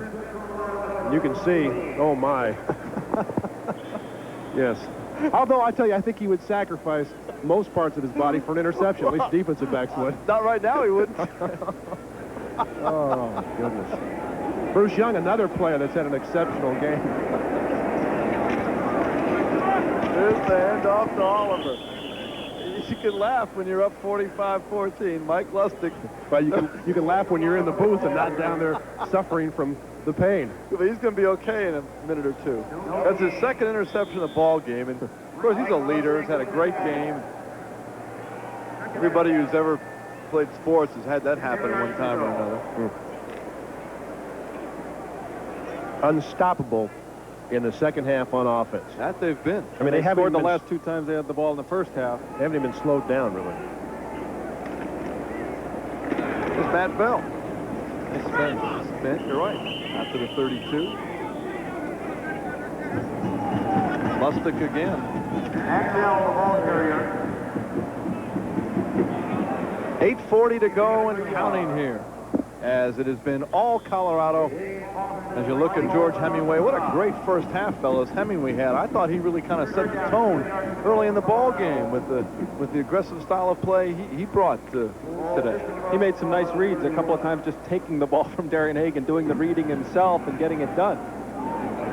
3rd and 7 for the Buffs. Here's Bell out of TJ. Nice run by Matt. He's out to about the 37. So I think he'll be a yard short. Colorado will have to punt. Eric Briscoe made the stop. Last man up off the pot. Do you think regardless how many points they score or how many they win by, they've now reached a point where someone's going to have to lose in front of them for them to bump up in the standings? I don't see him being able to leapfrog anyone unless someone gets beat. Well, the good news is Nebraska currently in front of them. They'll have their opportunity to dislodge them from a spot in front. I think Clemson lost them. So they're going to have a chance certainly to advance. Bruin drives Mincy back to the 13. And Mincy is down as Lamar Gray made a nice open field tackle on Mincy. 7:31 to go. The celebrations have started here in Seattle as Colorado in a blowout. A few more to go. We're almost ready. Great. Bill, how's sales doing with their presentation? We're ready. When your department has to deliver, call Kinko's, the copy center. We take care of the copies so you can take care of business. Kinko's is your one-stop copy center with plenty of top-quality, easy-to-use machines, a place to create, a comfortable workspace, a wide selection of stationery and office supplies. Open early and late, Kinko's is your full-service copy center. To the average car, this could be a dangerous body of water, even though it's only an inch deep. That hardly phases the new four-wheel drive Subaru Legacy, the latest in foul-weather gear. It weighs 1/1,000,000th of an ounce, yet it can take a 2,000-pound car and blow it right off the road. But not the new four-wheel drive Subaru Legacy. Think of it as a 5-passenger snowmobile. No problem. That's been the story for Colorado today. No problem. Wonder if they can find a water channel all the way back to Denver. Isn't that kind of a nice picture? I've had a chance to spend time up here. Been out on boats like that. I can't think of a more relaxing way to spend a weekend. But you were married up here. That's right. That's right. That's a relaxing way to spend a weekend. The jury is still out, Dave. 1st and 10 as Conklin hits Lewis over the middle. He's hit by half of the Buff defense. Ball's out to the 24. Great spot to get married. I'll tell you, it's a beautiful area. For people back home who have not been to the Pacific Northwest, it is one of the prettiest areas of our country. Sure is. Get a great tan here. I may be in some trouble now on the way home. 7 minutes to go here in the ball game. 45-14. All Colorado. On the delay, this is Lewis. Makes a nice run. Julian Hayward finally makes the tackle. Lewis out across the 30 to the 31. Well, we got a minute here. Really, once again, we really didn't belabor the point, but we certainly want to tip our hat and thank Channels 9 and 4 for getting together and making it possible to bring this game back to Colorado. And I'm sure a lot of football and Colorado fans were happy with the fact that everybody got together and was able to do it. Bottom line is the viewers got to see it. Doesn't matter who has the game as far as the viewer is concerned. They just want to see football. Conklin going up top. Hamilton was there. The ball was intended for Riley.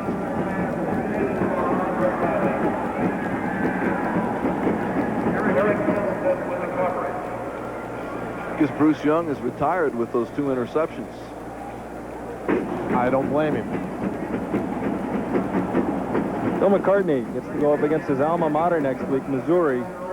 And Missouri, maybe not this year, but with Bob Stull there, in a couple of years, he's going to be a force in the Big 8. He turned around a pretty sad program at UTEP. Bob Stull, the former assistant coach here at Washington.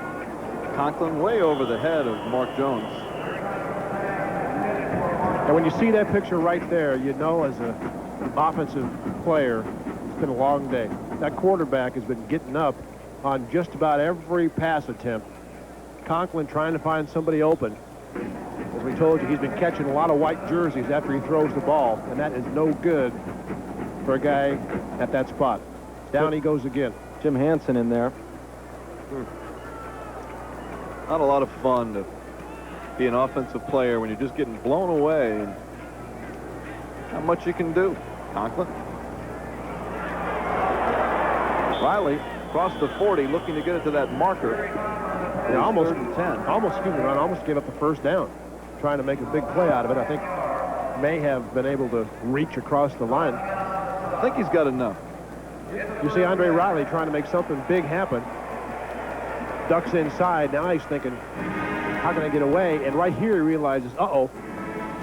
Does a nice job of getting the first down. Conklin now 19 of 37 for 138 yards. Quite a letdown from the numbers he was putting up last week against Arizona. Miami and Michigan State in East Lansing tied 20 all. Conklin.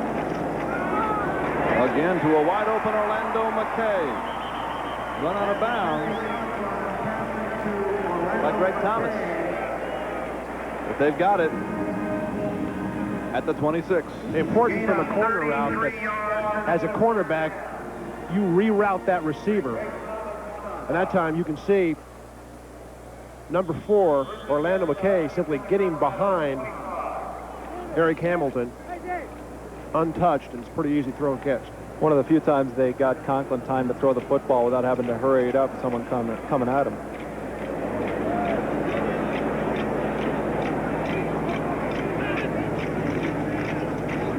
Conklin throws complete to Bailey and incomplete. Or they call it a fumble. Let's see, touchdown. It was complete, fumbled, and recovered for a touchdown. Ames recovered.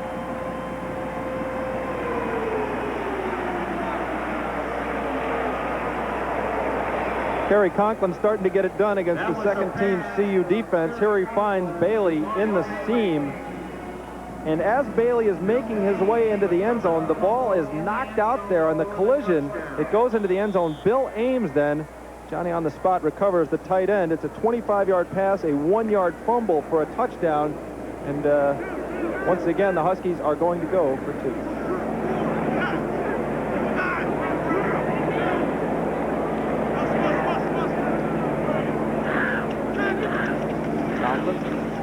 Throws it, and the conversion is good. Andre Riley with the conversion. 5:38 to go in the game. Colorado 45, Washington 22. After generation, the migrants come. There wasn't people like this, you know, that worked in these jobs. There wouldn't be no vegetables. For the freedom of the fields, they exchange long days. I think for some persons that are not used to this kind of life, it's kind of hard. Reporter Wendy Bergen lives with families of the field starting Monday at 10 on News 4. Every time you get up, your back hurts. This throw, it's delivered right on time. 1, 2, 3, 4, 5. Fifth step, ball's gone. Chad Brown never has a chance to look for it. Mario Bailey catches it, fumbles, and it results in a touchdown. And Tennessee has knocked off the 4th-ranked Tigers of Auburn, which bodes well for the CU Buffaloes. Well, CU will go at least one notch. Oklahoma beat Kansas 45-6. Sooners seem to have made their transition pretty smoothly outside of the loss at Arizona. It seems like they're thumping the teams they should thump in their standard fashion. going to be interesting to see what kind of emotion the Sooners play with this year, knowing they can't do so many things. They can't be on national TV, and they can't go to the bowl game, and they can't win the conference title. Mike Pritchard on the return. And he's thrown backwards by Charles Mitzi and nailed back at the 15 as it pains Bill McCartney as Pritchard reversed his field and got thrown for a loss. Still 5.5 minutes to go. This fourth quarter is really kind of dragged along. Not that it's too important at this point, but this is the poorest field position that the Buffaloes will start in the second half with. They're on 16. Charles Johnson still at quarterback. Michael Simmons in the game. He's out to the 19. Simmons playing tailback. He had moved up to third-string fullback and then asked to be switched. Was a starter a couple of years ago at fullback. Had a big year. Just goes to show you how many, as you mentioned, Ron, how many running backs this club has. They go 3 or 4 deep at a couple of spots. Mark Henry, sophomore wide receiver, checks in.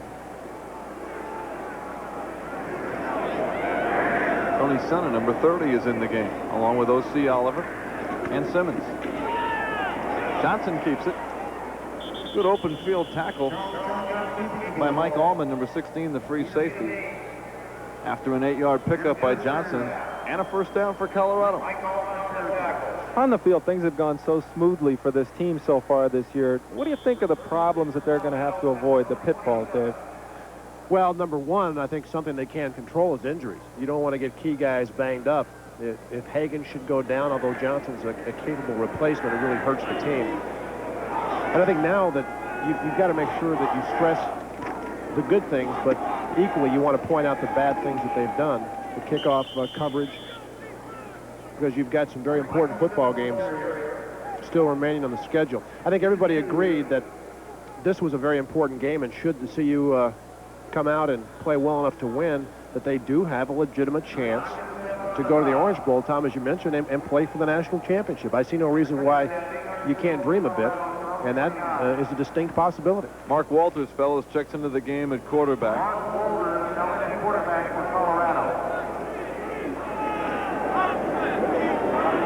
Mark, 6'3", 180-pound junior from Carson, California.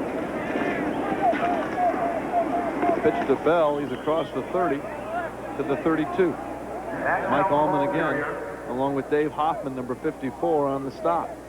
We're 3.5 minutes away from the end of this fourth game for Colorado. They'll be perfect, 4-0. Their schedule really doesn't work for them down towards the end of the season, with the 3 big games they're going to have to play being stacked right next to each other. The next 3 weeks, they're home against Missouri, at Iowa State, home against Kansas, and then they're at Oklahoma on the 28th. Then they get Nebraska at home on the 4th, and then at Oklahoma State, although the Cowboys look like they've fallen off a great deal from last year's team that won a Holiday Bowl. A lot of movement on the line. Colorado with over 400 yards on the ground. If the game had been a little closer, those numbers might even be greater. Dead ball foul. Ball start on the offense. 5 yards.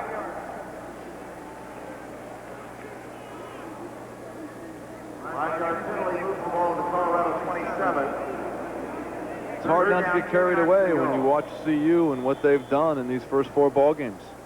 Their whole season probably will come down to those back-to-back games with Oklahoma and Nebraska. If they're on a roll when they go into those games, as we talked about, they're capable of almost anything this year. Brent Branch, number 20 in the game. Walters fumbles the snap, and Washington's got it. They'll take over at the 25.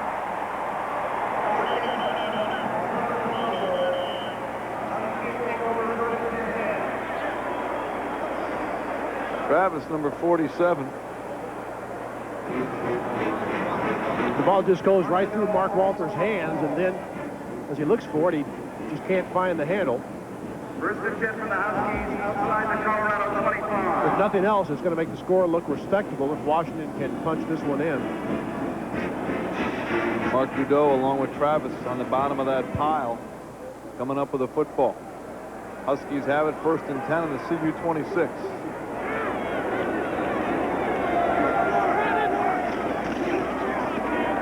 This is Lewis.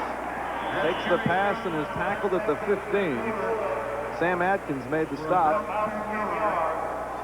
The Buffs playing a very passive, soft zone, and Lewis just trotted out into an area, and it was just a quick hitter.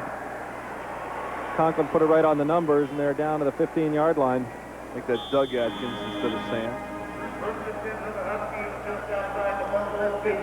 Clock running, 2.5 minutes to go in the game. The score will not be indicative of the kind of game we saw here this afternoon as Conklin throws it incomplete. He's looking for Riley. Julian Hayward on the coverage. Clock stopped with 2:21 to go. Even the Seagull